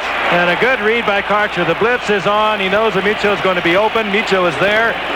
Micho will be thinking about that all night long. He had 9 receptions, as Al mentioned a moment ago, a week ago.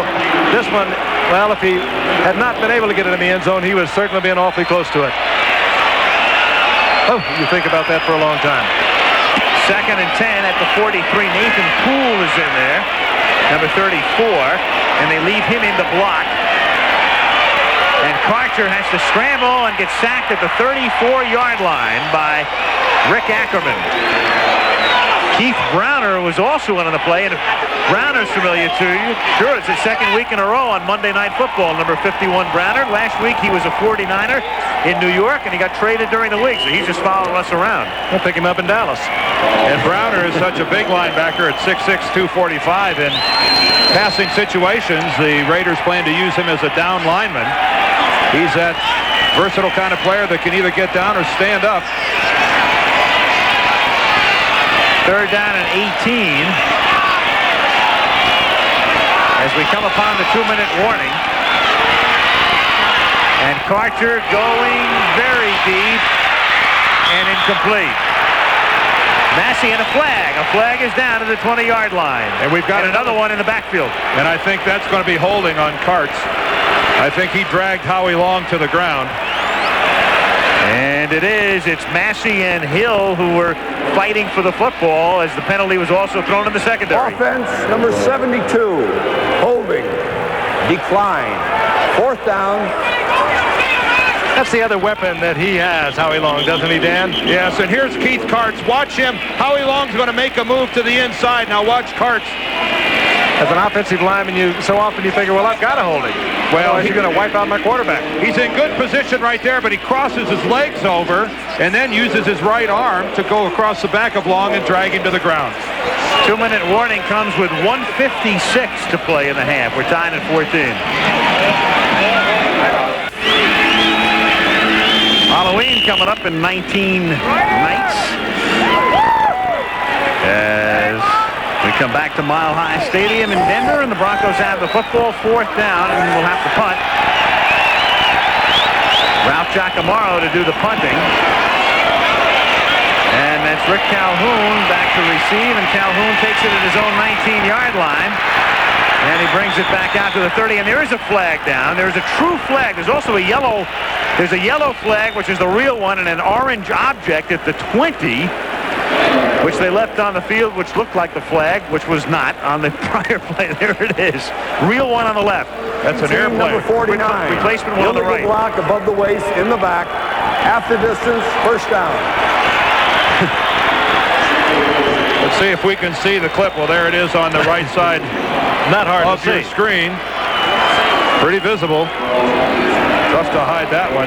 The Broncos tonight distributed some orange cards for the crowd to wave around, and that thing on the field down there is an airplane. We'll just have to point out there is no 49 on the roster. We'd like to tell you who did that, but he is not listed. At the half, we'll talk again with Tex Schramm of the president of the Cowboys and on the management council, Pat Boland of the Denver Broncos, who is regarded as one of the real doves amongst the owners. Very outspoken this past week, as he usually is. From the 9-yard line, Raiders on 1st and 10. And through the middle goes Craig Ellis. 49 is a fellow by the name of Victor Jackson, who was added just about an hour before tonight's ball game by the Raiders, and that's why he doesn't appear anywhere on our rosters. Victor Jackson came from Colorado Springs, just down the road here. Just happened to be thumbing his way through. We're a little short, so I wish he turned around so we could see if he has his name on the back of his jersey. Thank you, Victor. There it is. Oh, there he is. Actually, he played in the USFL. He played with the Washington Federals and the Orlando Renegades. Well, the Monday night research machine is in the high gear. I'm telling you, plug that computer in, baby. And let's see, he likes Eggs Benedict for breakfast. Ham and cheese sandwiches for brunch. And who did he have breakfast with this morning? He had breakfast with just about everybody. All right, doubleheader coming up, ABC's college football. This Saturday, noon Eastern time, a doubleheader. Each game's a national game. Iowa takes on Michigan. And the Trojans of USC fight on against Washington. And then, 8 o'clock Eastern time, Saturday night, will be in Minnesota. The Twins against either the Giants or the Cardinals, game 1 of the World Series. 2nd down and 9 from the 11-yard line. And it's Jim Brown taking it out to the 13, and Tupper makes the tackle. And a timeout is taken here with 1:33. And it's the Broncos taking the timeout on defense. No secret, they want to force the Raiders to punt. The way the kicking games are going these days, who knows what will happen, but lots of time left for Denver to get a field goal or maybe even a touchdown on the board before halftime is here. Danny Reeves on the sidelines talking it over. A few moments ago, he changed up on his own punting unit. They kicked from a very tight formation as on a couple of occasions his punter, Giacomo, was hurried and they almost had a punt block. So they pulled in the outside people and they are now punting from a very tight formation. And here comes a totally unsolicited comment, but Dan Reeves is one of the class acts of the National Football League. They just don't come any better than Dan Reeves. Ditto. And he does a tremendous job, this former Cowboy, and did a little bit of everything under Tom Landry for a lot of years and has put together a super football team. He's so disappointed. They are trying to bounce back from that Super Bowl loss and everything's so disrupted, and He is very down when you talk to him. 3rd and 7 now. Ellis, and he fights out to the 20-yard line and should have a first down. And does. And so they'll be able to keep the ball for the balance of the half, should they choose to run out the clock from the 20. And a flag. Still 3rd down. And it goes against the Raiders. A holding call against L.A. negates the first down. No wonder they had such a big hole to the right side.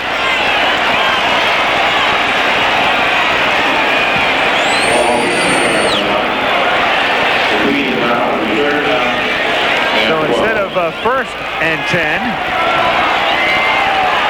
10, it is 3rd down and 12.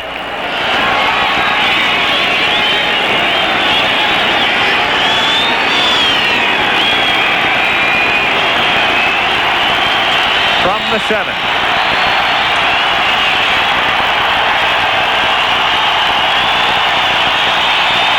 Ellis, and now Denver should take a timeout here at the 10-yard line. Jim Ryan makes the tackle, and Denver will spend its final timeout to preserve as much of the clock as they can. With 1:15, they'll get the ball back. You ought to be used to seeing him by now, number 50. He has been everywhere, and what you're probably not seeing are a lot of things that Jim Ryan is doing when the ball has not been snapped. He is directing traffic in the secondary. He is changing off defenses. They put a man in motion. He is changing off, and he is talking to everyone along the line of scrimmage and also in the secondary. He's really a complete leader out there tonight. And I'll remind you that he is one of the Bronco veterans across the picket line and is here tonight along with Dave Studdard, Bill Bryan, Steve Watson, who had to leave the game in the first quarter with some injured ribs. But Jim Ryan, of all the veterans on the field tonight, the guy that's having the most influence. You saw the scoreboard say, "How loud are you?" Here's the answer. I wouldn't have thought this possible. It's amazing. In this game. Big rush. Nearly tipped again. Fielded at the 47-yard line and run back to the 41 by Swanson. Excitement on every punt. Meanwhile, Denver has it at the 41-yard line. No timeouts left for the Broncos. I'd like to be Shane Swanson on that punt. The Broncos went after it, rushed everybody, and when he caught the ball, he was looking at 8 Los Angeles Raiders and not a single orange jersey between he and any of them. For Karcher now, he's going to have to work the ball at least to the sidelines. Of course, we'll have a hurry-up offense. Now, this is something they could not have worked on at any great length. And it's going to be interesting to see how they pull it off. From the 41. Over the middle to Dudek, and he takes it down to the 22-yard line, and the clock will keep running because they don't have a timeout. 55, 54, and going down. This play, of course, has already been called. Karcher from the shotgun will remind them of the call. He's already given them the snap number. From the 23, it is incomplete and bounces off the back of Rod Hill. He wasn't looking. Had he turned around, he might have had an interception. All right, Rod, put that arm up in the air. Former number 1 draft pick of the Dallas Cowboys, and here he is, Rod Hill. Never really made it big down there for the Dallas Cowboys. Traded off to Buffalo and Detroit. He was so intense on the receiver, Lauren Brown, and he took it right off the back. 2nd and 10 at the 23. Micho in motion. Karcher coming back this way, complete, but staying inbounds. That's a key tackle. Rick Massey made the catch, but on the tackle, Greg Hill kept him inbounds. Very important. Clock keeps running. From the 13, it's not a first down. It's 3rd down and 1. And then he grounds the ball to stop the clock, and a flag goes down. And it wasn't a first down either. It was 3rd down, but he was looking to stop the clock. Over on the left side, Howie Long is saying that Keith Karts had moved out of his stance. You know, Michaud lined up as a true tight end that time. I wonder if that has something to do with being in a poor formation. I think there's more than one penalty, though.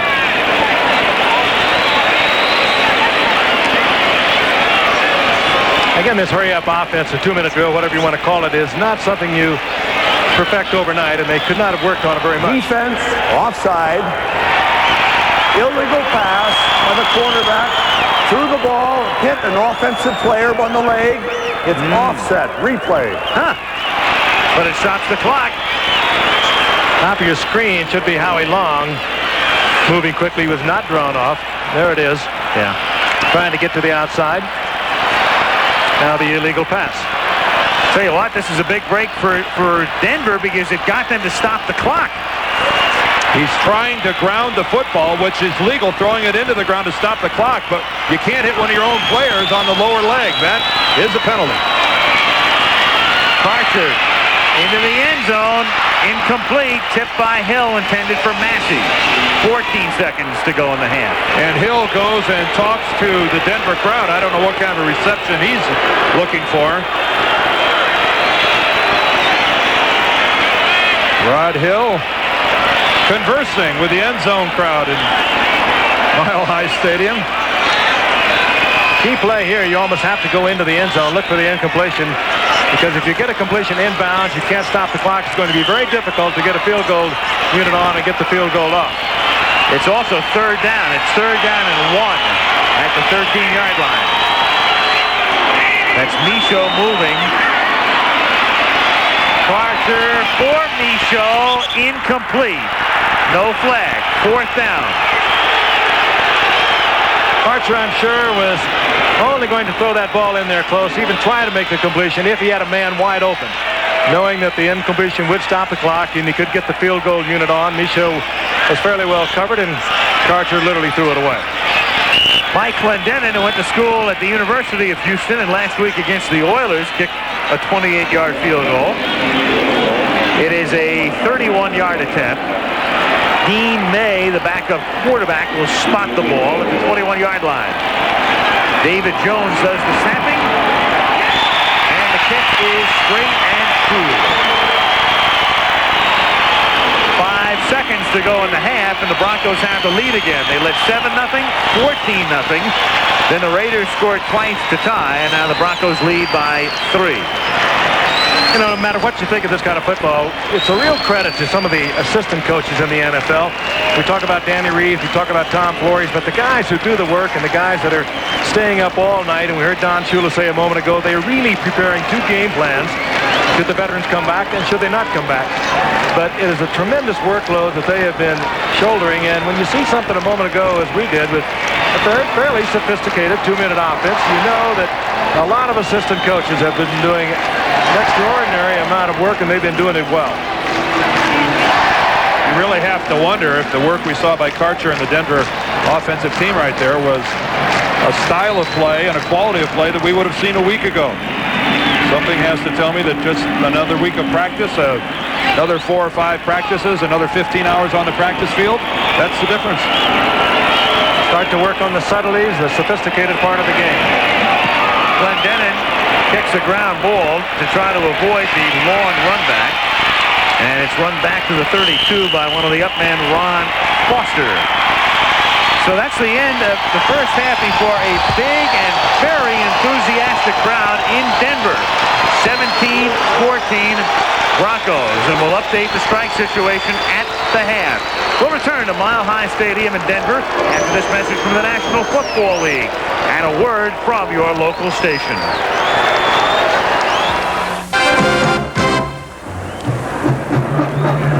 At halftime, it's the Denver Broncos over the Los Angeles Raiders, 17-14. And our halftime is being brought to you by Taco Bell. Say hello to the great taste of steak fajitos.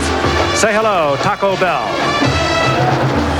Well, it's been a very eventful Monday evening. This Monday evening marking the third week of the NFL players' strike. If you were with us earlier, you heard our conversation through the first half. You know that the players' representatives met once again, as they did a week ago in Chicago. They met for 6 hours this afternoon, and then Gene Upshaw came out and made a statement, answered questions at a press conference, and he, in effect, said he would like to bring the players back if they can sign an agreement that the owners will come to mediation. They will not only have the mediation, but then they will agree to binding arbitration. And of course, the owners in the past have resisted that. We talked to Tex Schramm a little earlier. He had not heard the complete essence of Gene Upshaw at the time, but we are going to be talking to him once again.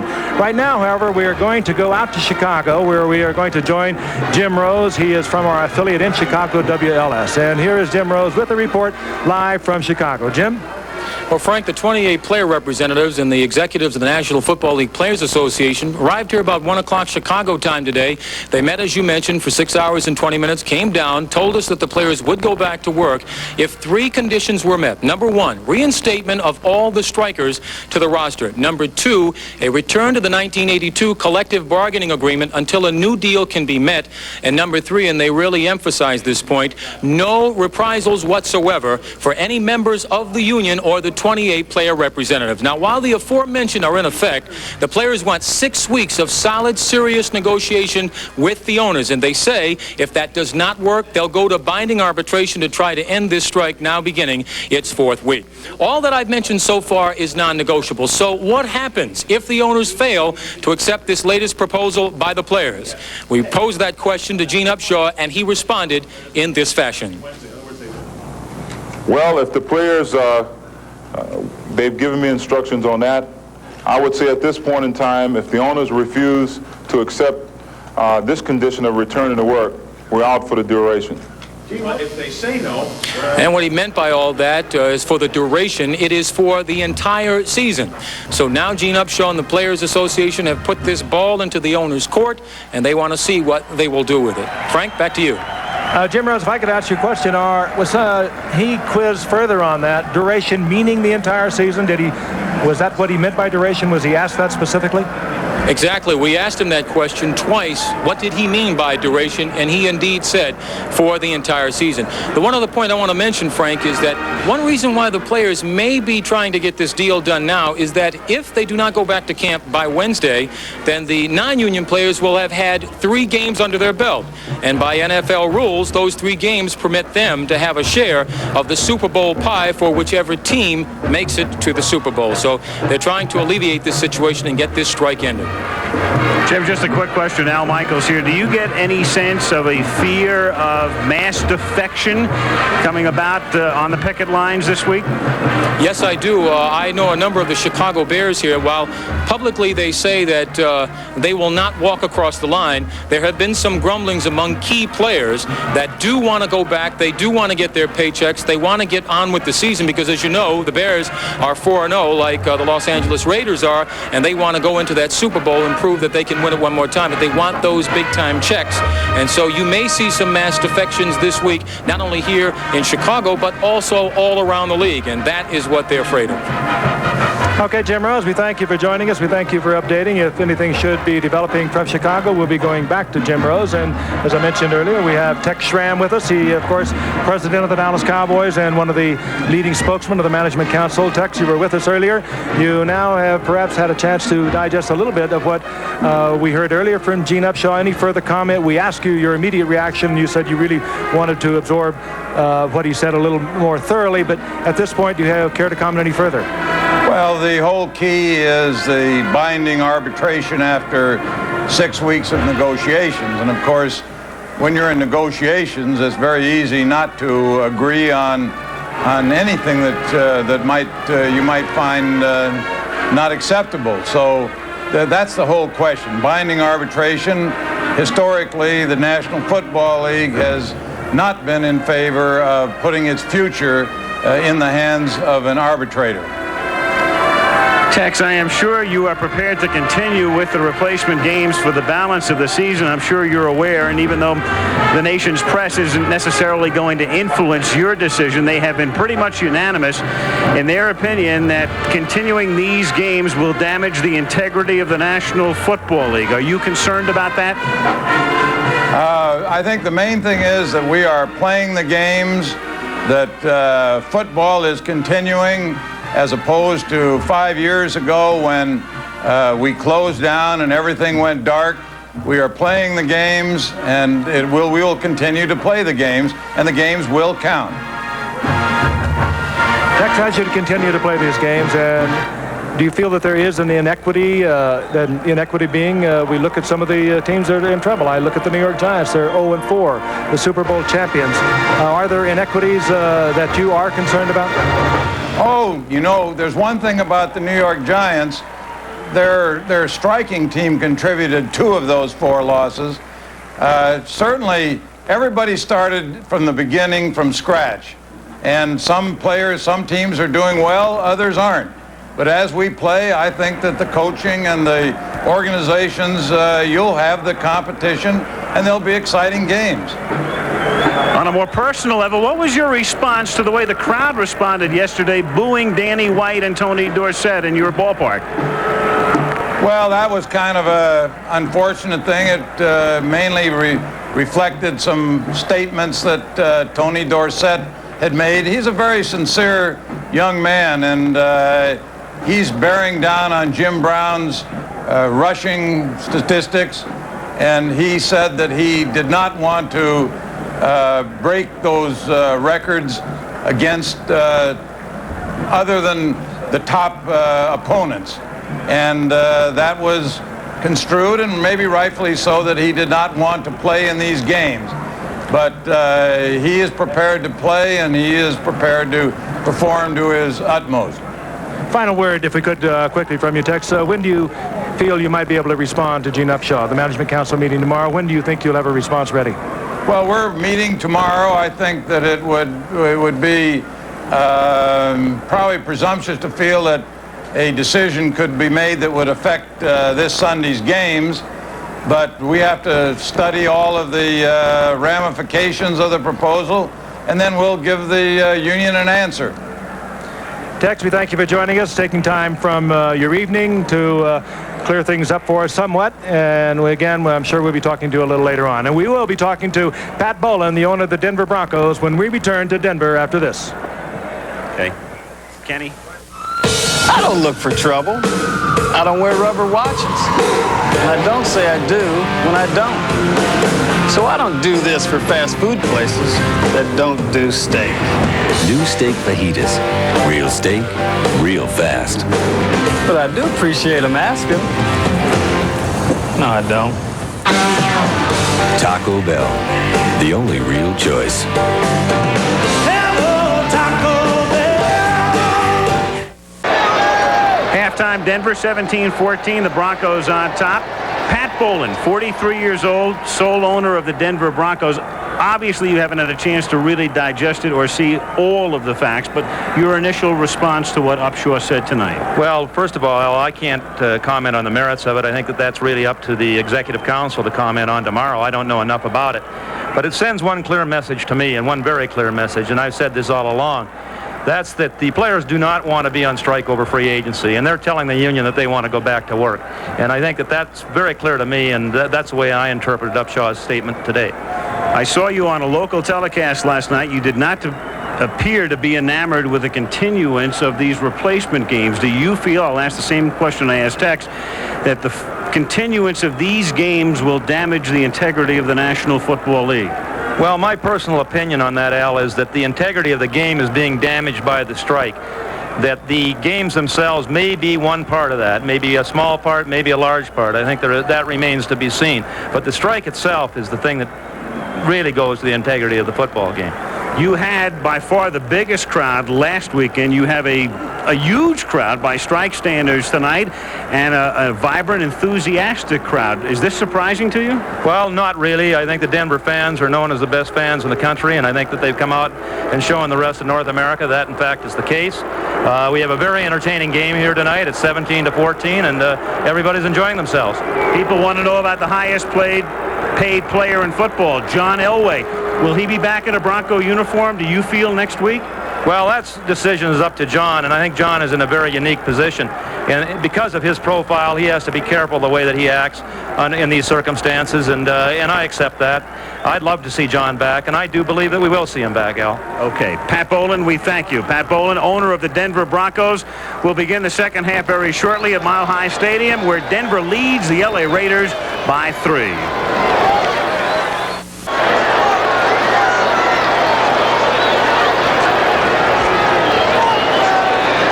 Time has been brought to you by Taco Bell. Say hello to the great taste of steak fajito. Say hello to Taco Bell. Both teams back out on the field, and we'll be returning for the second half kickoff after word about an upcoming show on ABC, and then a break for your local news. Stay with us.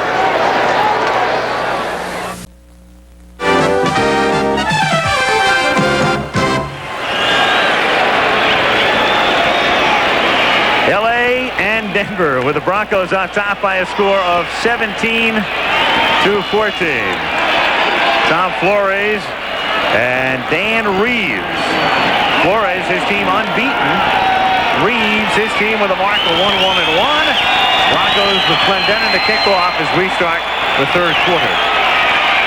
Fielded after some confusion by Calhoun at the 6. Takes a bump. And then gets buried out at the 22-yard line. And from there will the Raiders begin this drive.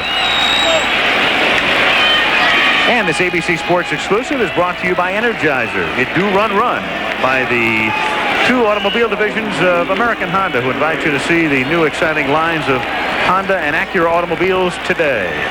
And by Kellogg's Bran Flakes cereal.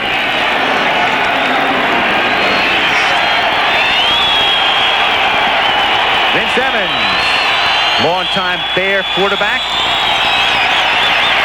leading the Raiders tonight, and throws complete. His first effort of the third quarter takes him out to the 36-yard line. Carl Akins, number 83. First down. A loop on the inside. Steve Bryan looping around Jeff Tupper comes in and gets the hit on Evans. Jeff Tupper, who playing nose tackle tonight for Denver, just got back in town this afternoon after his wife had a little baby boy just yesterday, was it not? Flew home, saw his new son, got back here this afternoon. Big baby boy. First and 10, and through the middle for a gain of just a couple of yards. Ethan Horton, number 23. Ethan followed Kelvin Bryant at North Carolina. Meanwhile, illegal motion. Decline. Decline? Yes. As a matter of fact, yes. Okay. Little on-field dialogue. Their minds may not be totally on what they're discussing at the moment. Second down and 9 at the 37-yard line. Ethan Horton now sets up as a wideout, bottom of the screen. And Evans going deep and has it knocked down. Intended for Akins, who got behind Martin Rudolph, who just did get a hand on it. Evans just a little short of that, and let's take a look at Akins in the duel with the cornerback, Rudolph. Now, Vince just takes a little bit off it, and Rudolph was able to get a hand in there and deflect it. But Akins definitely had his man beaten. Rudolph was flirting with getting that left hand in there early. He had his left hand on Akins' shoulder pad. He came very close to drawing a call there. Third and 9, Los Angeles from the 37-yard line. The mobile one again, seeking the first down, and gets it out to the 49-yard line.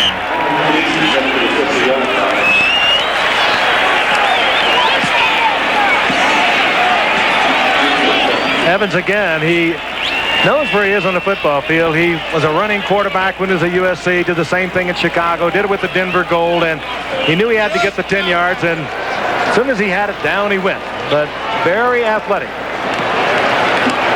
He had to be athletic on that play. The Raider offensive line is having trouble picking up Denver's stunning. Tupper was free that time and flushed Evans out, and That's what we talked about. That's why Evans is playing instead of Wilson, that mobility. 1st and 10. Raiders from the 49-yard line. Ethan Horton swinging wide and going nowhere and dragged down by Tim Lucas, who's having a pretty good night, number 58. Meanwhile, the report from the Broncos is that Steve Watson has 6 fractured ribs, and he's in the hospital. You weren't with us earlier. He took a tremendous shot on a reception he made over the middle. We knew that he was injured. We were hoping that maybe he had just had the wind knocked from him. Such is not the case.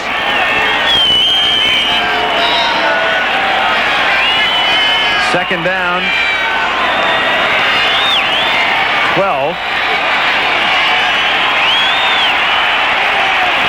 Evans throws, and there's Ryan making the interception at the 34-yard line.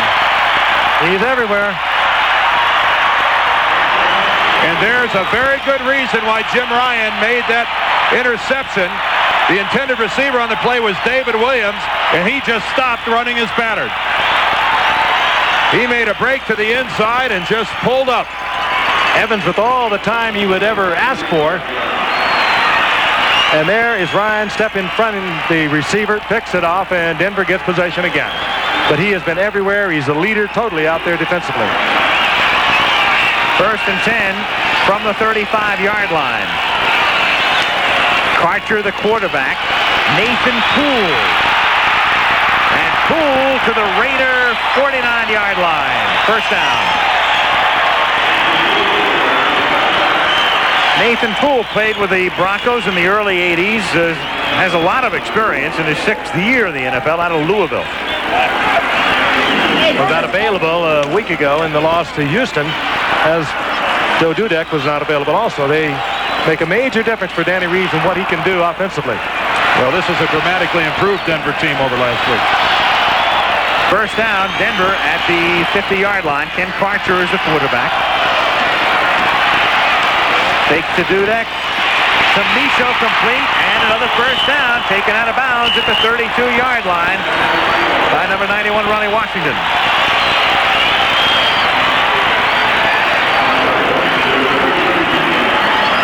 Washington trying to cover from a linebacker spot. Micho out of the backfield, and Micho, as we've said earlier, is a good receiver out of that backfield. 9 receptions a week ago. Dropped one tonight that could have given him a touchdown, but he gets the first down on that one. 1st and 10 at the 33-yard line. Broncos lead by 3. Fumble by Dudek. And it bounces right back into his hands at the 25-yard line. Dudek having trouble holding on to the football tonight. I think he lost it there just transferring arms. Let's see if he gets hit. He's got the ball right now in his right. Well, I think maybe someone's elbow just got in there. Ronnie Washington, a linebacker, but nothing more than a glancing blow. Looked like Dudek was getting ready to transfer the ball over to his left, breaking into the open, and again it comes out.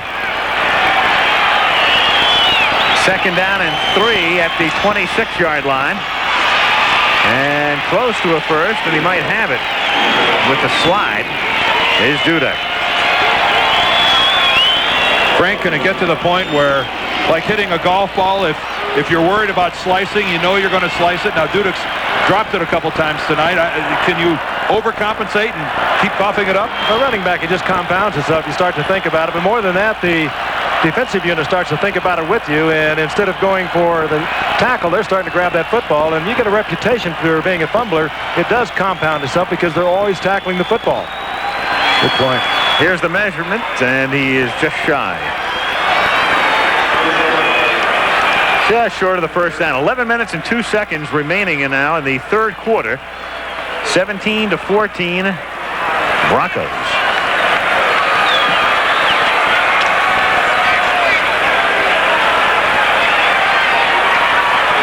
Broncos, you talk about an informal workout. Yesterday, their guys were out running through some paces in street clothes, and a couple of them had street shoes on. Blue jeans and sweatshirts were the order of the day. They weren't sure they were going to be here tonight. Third down, inches. At the 23, quarterback draw. And on the keeper, he takes the ball for a first, but a flag is down. And a little scuffle. 9 times out of 10, when it comes from the umpire, you know what it's going to be. Holding Denver, I would assume, if not some sort of a procedure call, but holding it is. What is it on the 10th time out of 10? It's always holding. Oh, it could be a false start. Holding. Still third down. The 10th time will be him seeing one of the guards coming up out of his stance a little early or flinching or something like that. But Dobler. It's one of the safer calls in the game. Dobler. Now, why would you just bring his name up? Oh, you mentioned a guard pulling up. It would be for biting the defensive man with the 10. They came from all directions when he did that. 3rd and 11, shotgun from the 33-yard line.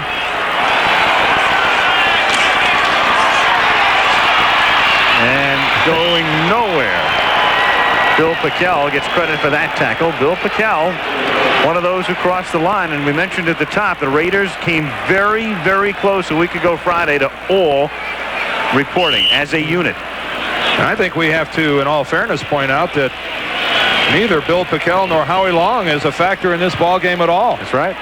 The Denver offensive line is controlling these two all-pro players, and how often have we seen that? The veterans, their first week back in, really haven't made much of an impact. Certainly saw that with Mark Gastineau and the Jets in a couple of games. Ralph Giacomo to punt. Calhoun won't have a chance to run this one back as it's angled for the sideline. And they'll bring it out to the 11-yard line. 9:50 to play in the third. The Broncos lead by 3. Back in Denver, Raiders have the ball at their own 11. You might have been wondering, I mentioned the Raiders almost came across the line a week ago Friday, and you might say, well, why didn't they come last week? And in effect, what happened was Brian Holloway, now a Raider, and George Martin, the Giants player rep, came out and talked to the Raiders. But you'll recall a week and a half ago, Pickell and Long did come across and then went back out, and then just those two came back, and Lester Hayes this week, and he's on injured reserve. And that's another story we'll get into later.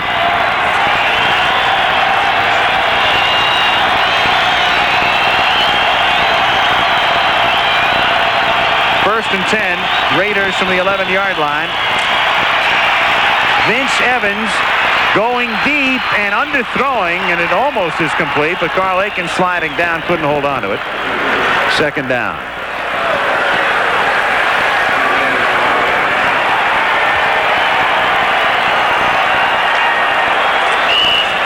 Second down and 10.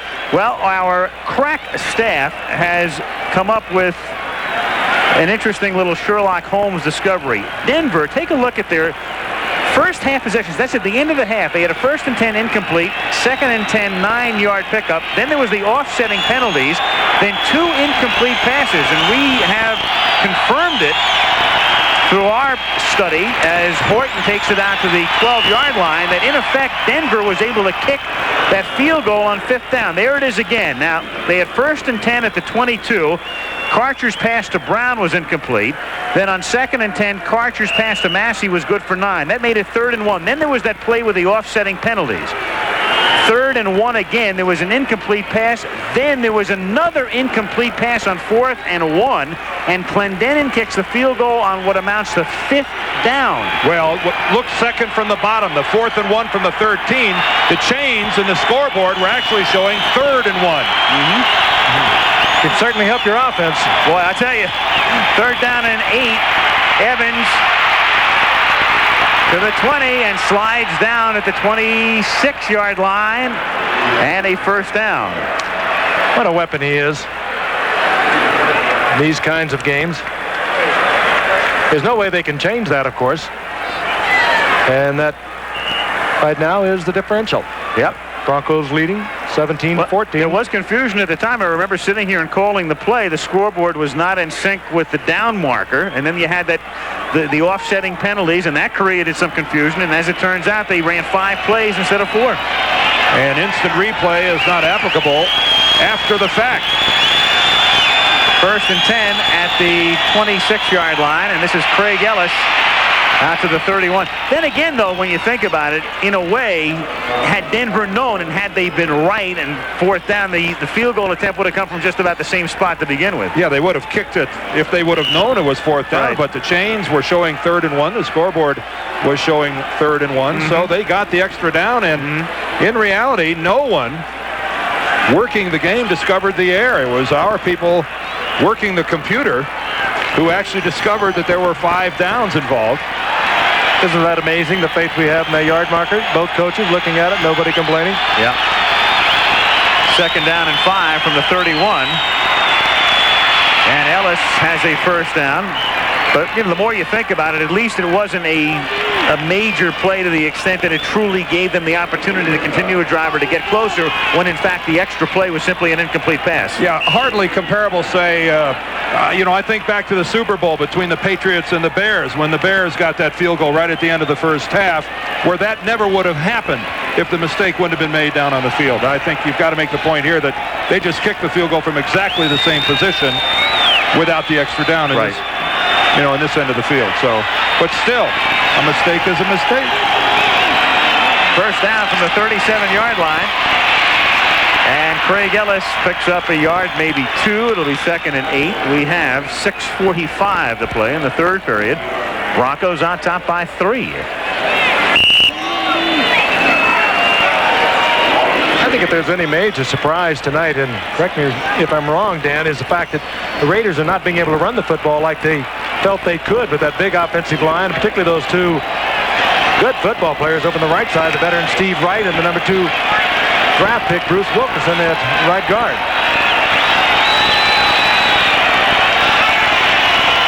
Second down and 8 from the 38-yard line. Evans, oh, what a shot, incomplete. Akins took a hellacious hit by Roger Jackson.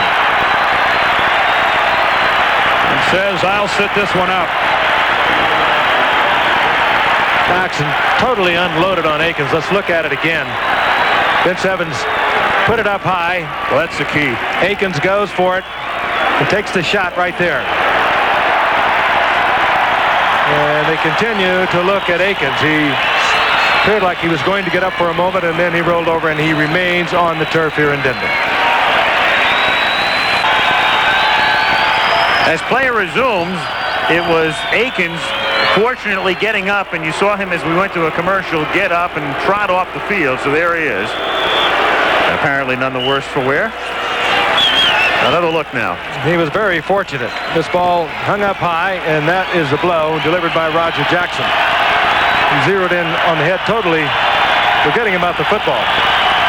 3rd down, 8, shotgun with Evans from the 38-yard line. Vince has time and incomplete, and even had that pass been it is the second receiver, Ethan Horton, number 23, out at the 45-yard line.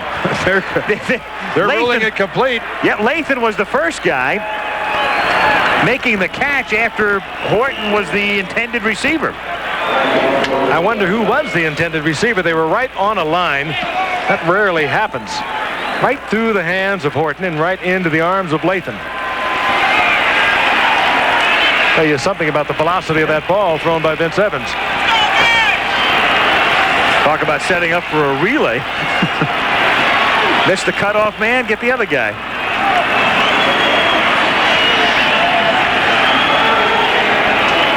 At the 45-yard line, a first down for the LA Raiders. 17-14 Broncos, 5 minutes and 58 seconds to play. Third quarter.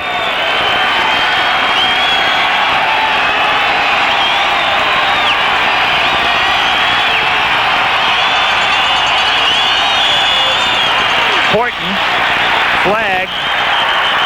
Ethan unable to get on track tonight. Ray Woodard, number 99, making the tackle. I think there was some movement on the left side of the Raider offensive line. Offense, number 61. False start before the snap. There's no play. 5 yards. John Tautolo. Another veteran up on that line over on the left side. Tolu has been around New England in '81, with the Giants a couple of years in the USFL. They've got a lot of experience along that line. First down 15 at the 50-yard line.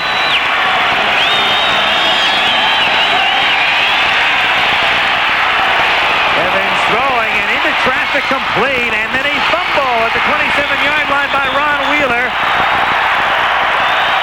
And no signal yet from the officials. Evans got hit by Boyer as he threw. And at the bottom of the pile, Denver.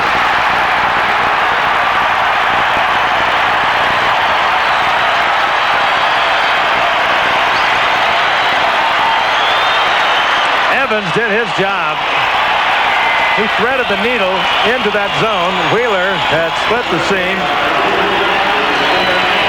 And here it is. Right between two defenders. And Wheeler will have the ball literally stripped by Tim Lucas. And the Broncos get the recovery from Leonard Jones. First and 10, Denver at the 27-yard line. Parker on a roll to the left, throwing to Micho, and he's rolled out at the 30-yard line after a gain of 4 with 5 minutes and 34 seconds remaining in the third period. And in a moment, we will check in. Since we checked in with Don Shula before, we've talked to Tex Schramm and to Pat Bowlen, and we're going to hear from Coach John Robinson of the Los Angeles Rams. Second down and 7 from the 30-yard line. Gain of 5 for Dudek. Well, John Robinson in Southern California, your assessment now of the first 2 weeks of replacement play. Your team beating the Steelers yesterday 31-21. Well, it was a big win for us. We really had to have it just to stay in the hunt. I think the gap is closing on those teams that didn't return players that have been in their training camp. We were one of those teams that didn't have a lot of players come back, and we were in trouble the first week. But those gaps are narrowing now, so I think it's going to be more competitive as it goes on. Third down and 1, and picking up the first down is Nathan Poole. First down. John Frank Gifford, you are 1-3, one of the favorites in the Western Division of the NFC going in. Had to be a major disappointment. I know you share that disappointment with so many coaches, but it had to be a major disappointment. You had put this team together, and it looked like it was very solid, a contender for the past few years, and it must have been a big disappointment for you. Well, it certainly is. I mean, to get off to that bad a start and then have the thing change was difficult for us. But, you know, we're 2 games off the pace now, you know, so we're still in the hunt. So the win kind of excites us again, and we're anxious to get the whole thing finished and get back to the regular season. From the 40-yard line, it's Poole again. To the 46-yard line he goes. John, I would have to think a lot of coaches and coaching staffs were hopeful this thing would be over in a hurry, and I think some had a difficult time really getting into it. Now that it's gone on for a couple of weeks and may go on for a while longer, is there a different attitude and philosophy amongst the coaching staffs? Oh, I think so. I think we're all living day to day. You know, there was that optimism that we all shared, and we were kind of beaten down because of it. You know, you'd be up one day and then down the next. But I think everybody's just kind of focused on just trying to survive through this week's game and get this team, whoever it is, to play as well as they can. Second and 4 from the 46-yard line, and it is Dudek moving through the middle across the 50 to the 48-yard line. John, is there any way you can tell how many Rams might be on your team if this strike were to end tomorrow? How many of the replacement players you would keep? Well, we would certainly consider some. I'm not sure how many. I think it's one thing to see a player compete against equals, but then to see him compete against what we would consider the veteran, solid NFL player, I'm not so sure. I think there'll be a grace period there where we get a chance to look at some of those people when and if this thing ever is solved. This is Dudek on first and 10, and Dudek on an impressive Denver drive gets the first down and a penalty marker as well at the end of the play. And John Robinson, we thank you. Thank you. Ron Washington came in with a tackle up around the head on Dudek's break around left end. Defense, number 91, personal foul, face mask, 15 yards. Ronnie Washington. Well, there's the 5-yard variety, which is the unintentional. There's the 15-yard variety, which is the intentional and the flagrant. And that's what Ron Washington gets tagged with. Dudek breaks the Raider contain, and, well, that's a two-handed face mask job right there. And that's how a player gets a serious neck injury. Dudek spun away from it, actually even stayed in bounds, and Ronnie Washington tacks 15 onto an already good Denver drive. Broncos, 17-yard line. Scott Caldwell, who played a key role last week, at least he carried the ball a lot, but has been silent tonight, is stopped by Ronnie Washington. Caldwell out of University of Texas at Arlington carried 10 times for 30 yards last week against Houston, but that's his first carry tonight. Dudek has done most of the ball carrying tonight. He's carried 17 times for 93 yards, and he has scored both Bronco touchdowns. 3 minutes to go in the third quarter. Caldwell had started off the field, and Karcher had to call him back. 2nd and 9. Dumped off to Micho. Tackled at the 10 by Ron Foster. It'll be 3rd and about 2. Well, what a nice read that time by Karcher. Keith Browner came in on the blitz, and that linebacker is unaccounted for. It was play action going away from it. Karcher rolls right into him and has to make a snap decision, and that time he read it properly and quickly and delivered a good strike. This is an impressive drive by Denver. They're showing a great deal of poise. This doesn't look like the same team that played a week ago. 3rd and a short 3. Shotgun. Karcher into the end zone. Touchdown.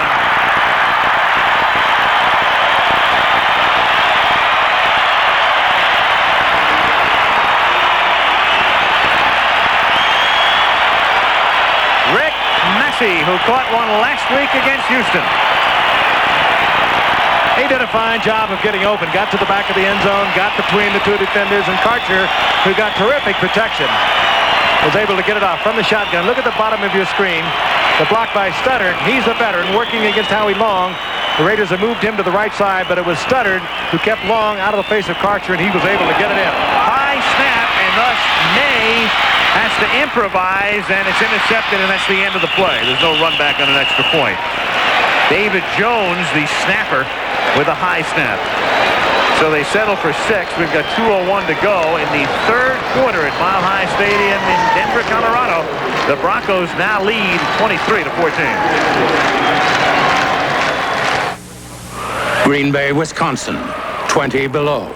The last place you'd want to be with the cold, unless you're the Green Bay Packer backers. So we asked them to try Alka-Seltzer Plus cold medicine. That stuff just cleared out my head. Should have found it a long time ago.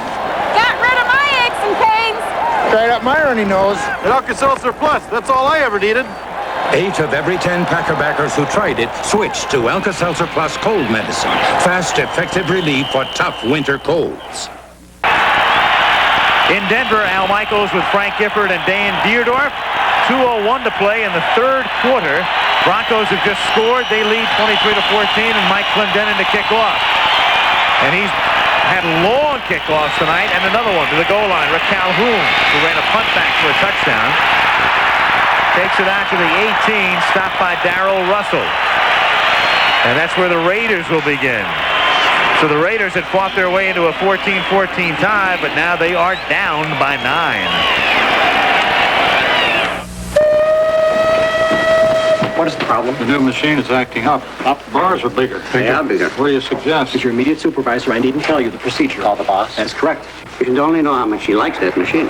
It's his baby. Rules are rules. Call the boss. Correct. You know, he dedicated that machine. 1:52 to play in the third quarter. L.A. at its own 18-yard line. Evans. And nearly intercepted. That was Roger Jackson, the man who really delivered the hit on Carl Akins earlier. And this time Akins was again the intended receiver. Akins and Jackson have met before.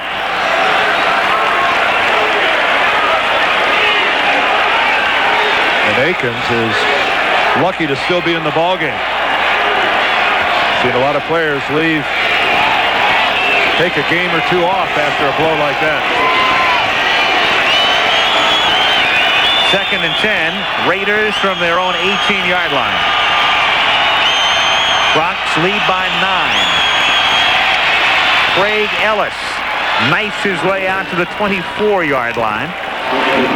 It'll be 3rd and 4.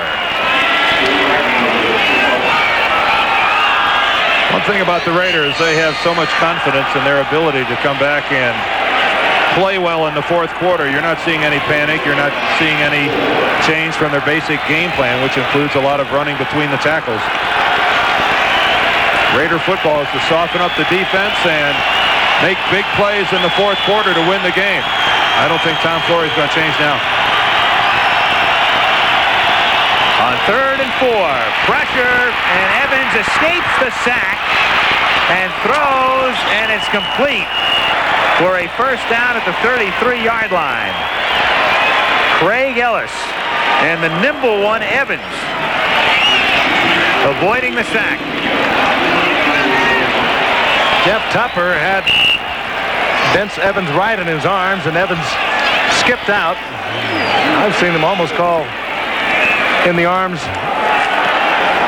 and flag it right there in less time than that. Well, that's where the mobile quarterback gets the break. He does get a break. They don't call it nearly so quickly. 1st and 10, LA from the 33. Set up the screen. Jim Brown hit down at the 37-yard line by Jim Ryan on what should be the final play of the penultimate period. 3rd quarter coming to a climax. Dan Reeves stalking the sidelines and angered over what he felt was a non-call by an official. End of 3. As you look at Flores, Denver leads by 9. We'll return to Mile High Stadium after this word about an upcoming show on ABC and a word from your local station.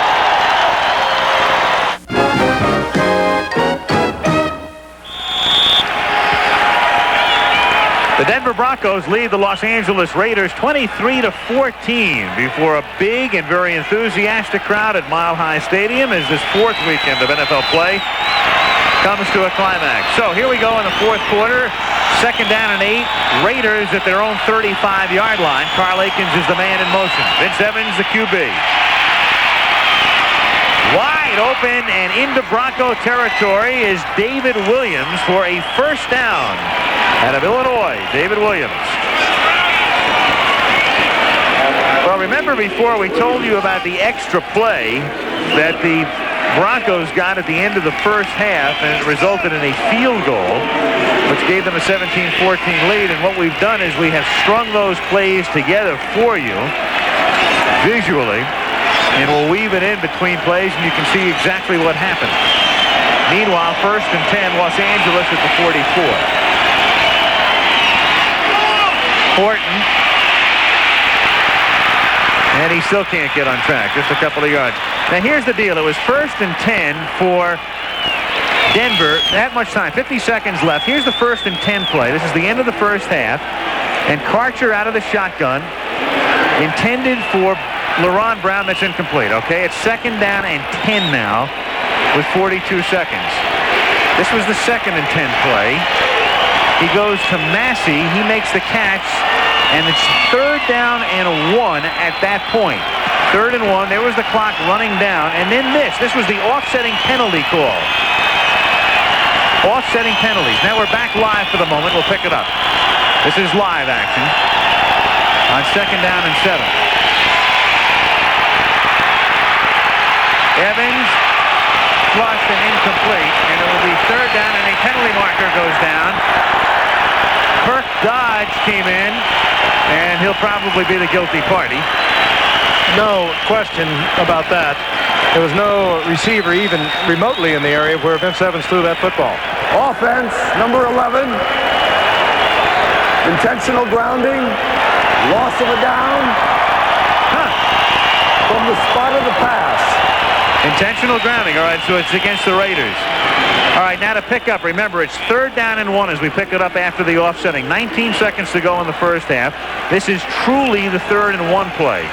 Karcher tries to hit Massey in the end zone, incomplete. So now it's 4th and 1. It is now 4th and 1. But they've got 3rd and 1 on the down box and on the scoreboard. And this pass from Micho was incomplete. And so now on 5th and 1, the field goal. There you have it. We're live again on 3rd down and a mile. And it's caught at the 50-yard line by Rick Calhoun, but he's out of bounds well shy of the first down, shy by 7. Earl Johnson covering. Did you get the feeling you did that once before? Yeah. It is amazing that nobody picked up on that until after the halftime. 61,230. That is the biggest crowd by far, by 50%, because the biggest in the 2 weeks was the 40-plus at Dallas yesterday. 61,230 tonight at Mile High. Shane Swanson to receive back at the 10. Vince Gamache to do the kicking.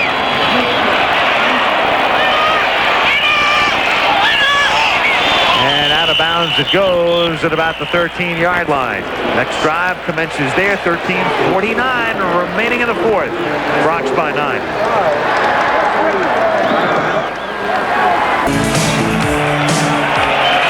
Denver on top by 9 before this throng of 61,230.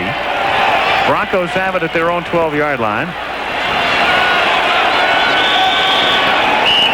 Raiders and Bronx by quarters.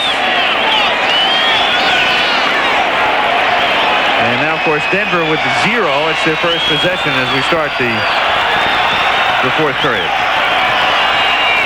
13:49 to go in the quarter. It's their first possession of the 4th and from the 12-yard line. Dudek takes it out to the 15. We have Carl Mecklenburg of the Broncos available to us. And Carl, I am curious as to your reaction to the fact last week, by far the biggest crowd in the NFL, and tonight 61,000 show up at Mile High. Well, it's interesting to me.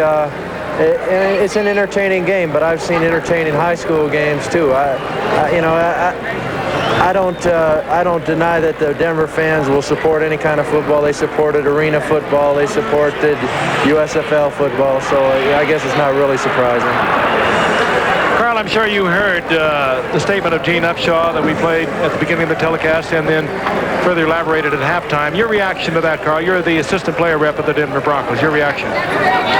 Well, my reaction is that I think it's a positive step. The talks have been stalemated up to this point, and we really need something to break the ice. I think it's a fair proposal. A mediator will come in and work out the best possible arrangement for both teams, or both sides of the deal. So I'm very hopeful about the whole situation.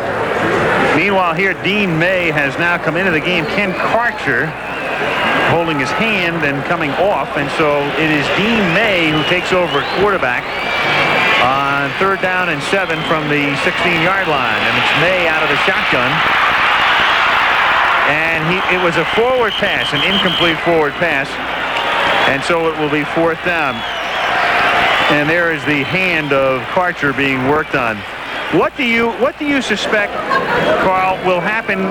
Give us a sense of what you think the Broncos will do this week if this strike continues. Will there be a lot of defections? Will the whole team come across, or just what? Well, the way we've approached this whole strike is we're going to stay out as a team or we're going to go in as a team. And we've had votes along the way to make sure where we all stand. So if a majority of the players decide we're going to go back in, it'll be the whole team back in. Carl, this is Dan Yerdorf. Do you have another vote scheduled anytime soon? Yeah, we do. Every time something changes or the situation dictates it, we do have a vote, and it's just to reassure ourselves that we're all on the same page. I don't anticipate us going back in, but if the majority of my teammates decide to go back in, I'll be the first guy back. Carl, thank you very much. Thank you. Appreciate it. Ralph Giacomaro will do the kicking now on 4th down for the Broncos. He stands at the goal line. Rick Calhoun, who's run one back for a score, will let this one bounce, and then he picks it up, and he's lucky he didn't fumble it. Out of bounds at the 35-yard line. So from there will the Raiders begin. 12:53 to go in the 4th quarter. It's Denver on top by 9. That's Dudley. You know, it's funny, guys. We're here to do a preseason game, Denver-Miami, on August the 24th. Dudek fumbles, and it probably cost them a job with the team. And then there's tonight, 7 weeks later. And a couple of fumbles tonight, and he bounced back with a 128-yard game.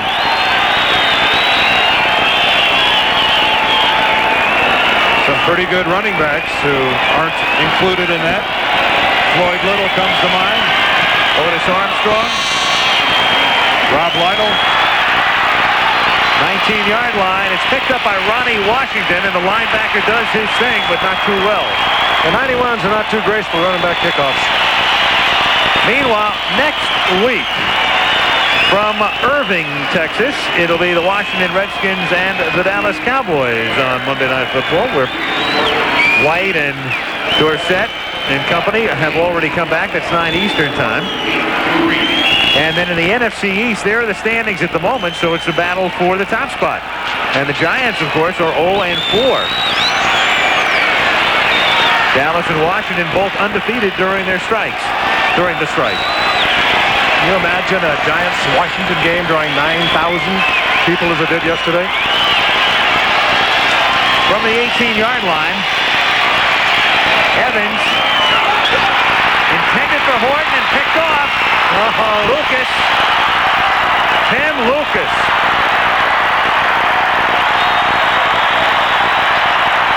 Out of the University of California. He's had a big night. We've called his name a lot. And that'll go down against Vince Evans as the interception. That'll count against him, but hardly his fault. A pretty well-delivered pass by Vince Evans to Ethan Horton, who has the ball, and just, I believe it bounces right off of him up to Lucas. I mean, that's one of those where the quarterback takes the heat for it, but he couldn't have thrown that ball any better to Horton, who just plain served it up on a silver platter to Timmy Lucas. What an alert move it was, too. You saw it there. Just pulling it off the turf just before it made contact. I don't think he's had any professional experience, Tim Lucas, University of California. Nope. He graduated a few years back. He hasn't been in football. He's graduated with a degree in economics from Berkeley. Well, he's got professional experience. He started last week. Yep. And had 1 tackle and 2 assists. Meanwhile, they're checking upstairs. It appeared plain as could be from the reverse angle. I mean, I guess the only determination could be if it hits the ground. Well, they've checked and it stays. It stays. 1st and 10 from the 20. And that's Scott Caldwell using up the clock, and that's going to take us down to the 2-minute warning. And it would appear, gentlemen, that after tonight, there is only one undefeated team in the National Football League, the Chicago Bears. And wouldn't you know it, the Chicago Bears. Surprise, surprise. Yeah. 120 seconds remaining on the clock. 2 minutes to go in Denver, where the Broncos have a comfortable lead over the Raiders.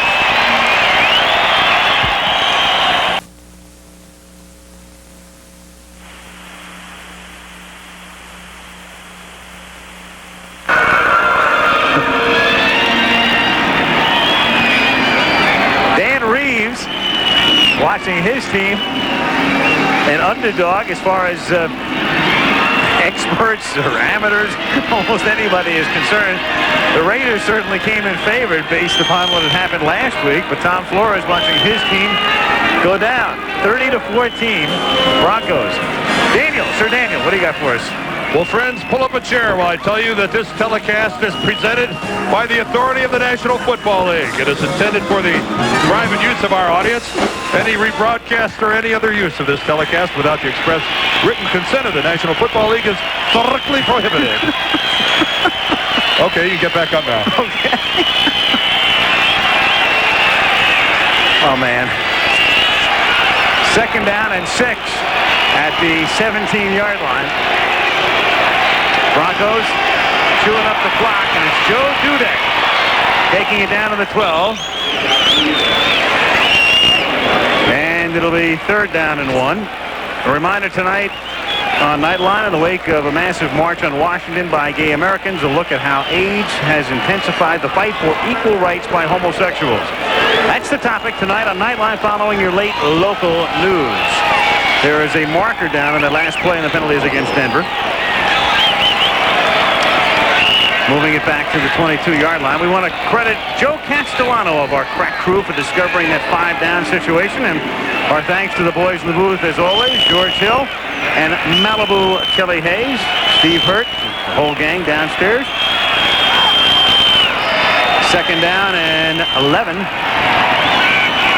from the 21-yard line. Scott Caldwell to the 18. Jamie Kimmel making the tackle. And again, a reminder, a college doubleheader, national doubleheader. You see both games, Iowa against Michigan. USC takes on Washington. It starts at 12 Eastern time Saturday, and what a big day of sports, because the first game of the World Series will come your way from Minneapolis at 8 Eastern time Saturday night. Games 1 and 2 in the Twin Cities, and then next week, games 3, 4, and 5 in either Candlestick Park or Busch Stadium.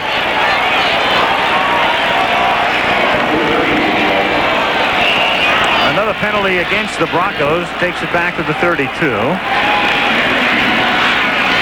Looking down the road, we are going to be watching Denver on November the 16th. They are scheduled against the Bears. The Raiders will see November the 30th against Seattle. 2nd down and 21. Monty McGuire is the quarterback.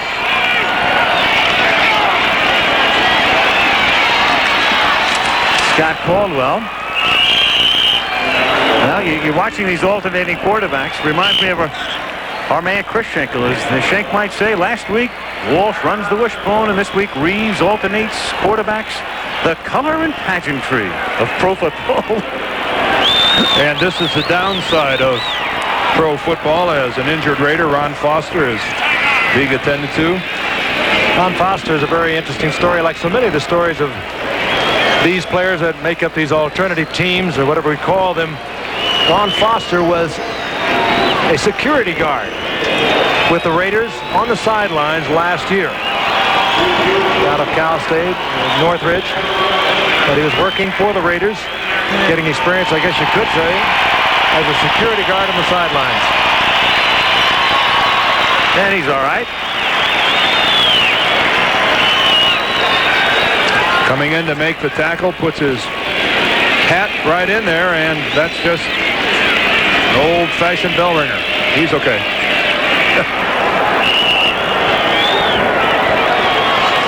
Third down and 15. The ball at the 26-yard line.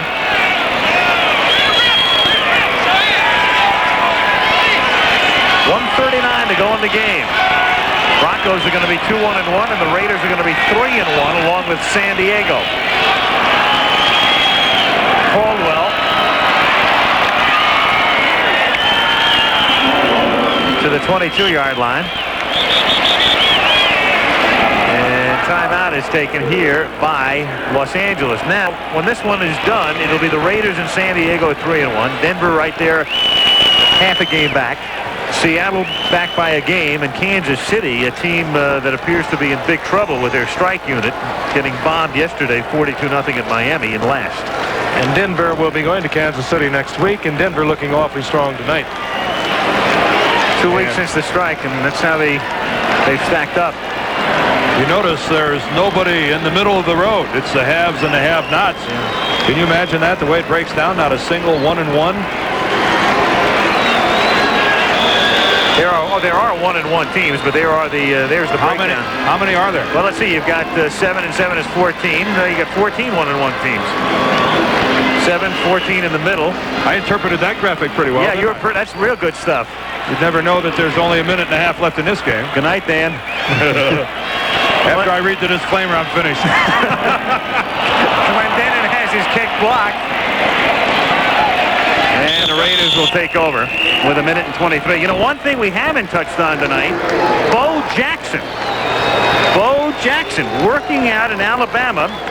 Quoted today, I understand, is saying he's coming west. Now, whether he's coming west across the picket line or what, but we'll see about Bo Jackson and the LA Raiders. Well, his initial statements as of 2 weeks ago when the strike originated was that there's no way that I'm going to cross the picket line, that I'll honor the strike like any other Raider veteran who's choosing to stay out. Now, I think doubly so, the fact that he is also a member of the Baseball Players Association. I think it would be even that much more of an impact. I wonder how much longer he's going to be a member of the Baseball Players Association.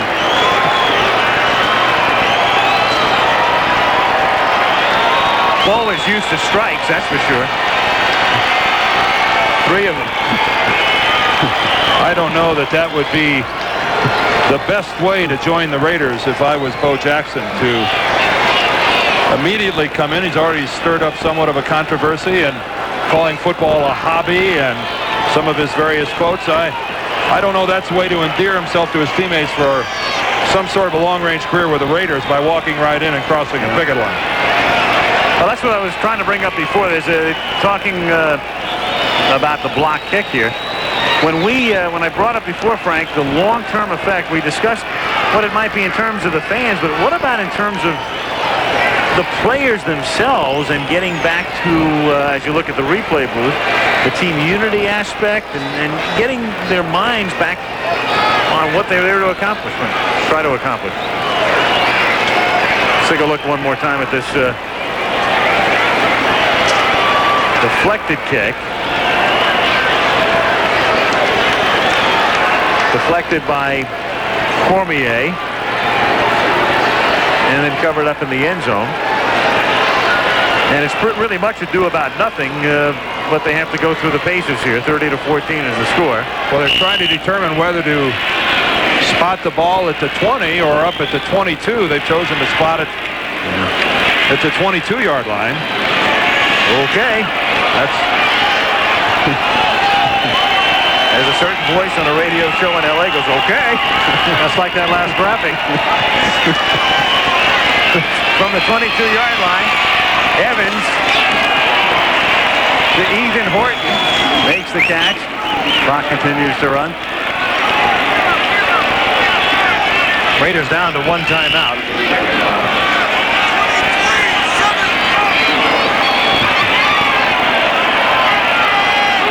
Second and 4.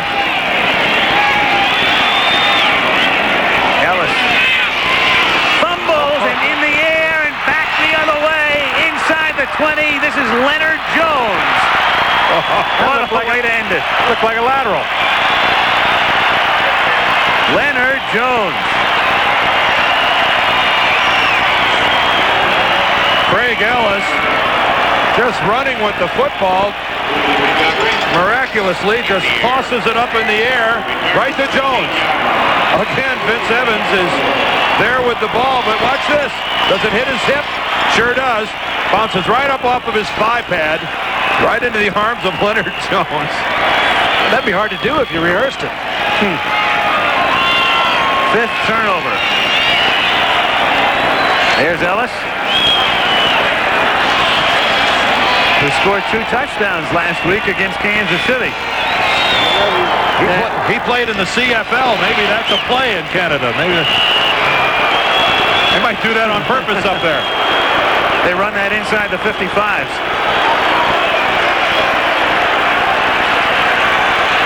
Vince Evans and the Raiders will fly home after the game, and their record will be 3-1. They take on San Diego next week at the Coliseum. And Denver travels to Arrowhead to meet Kansas City. Danny Reeves, a bit of a prophet when he told us that they would play much better tonight. He said that they would be a better football team, blaming last week on himself. They were indeed that. They were a much better football team this evening. So that's the story at Denver. Al Michaels, Frank Gifford, and Dan Deerdorf Good night from Mile High Stadium, where the Broncos knock off the Raiders by a score of 30-14. This Saturday, ABC Sports begins exclusive coverage of the World Series. The 84th World Series, Game 1, beginning live 8 Eastern Time Saturday, and we know we'll be in Minnesota, where the Twins will host either the San Francisco Giants or the St. Louis Cardinals. Then next week, ABC's NFL Monday Night Football, an NFC East matchup as the Washington Redskins square off against the Dallas Cowboys, and that begins at 9 Eastern next Monday here on ABC Sports. And this has been a presentation of ABC Sports, recognized around the world as the leader in sports television.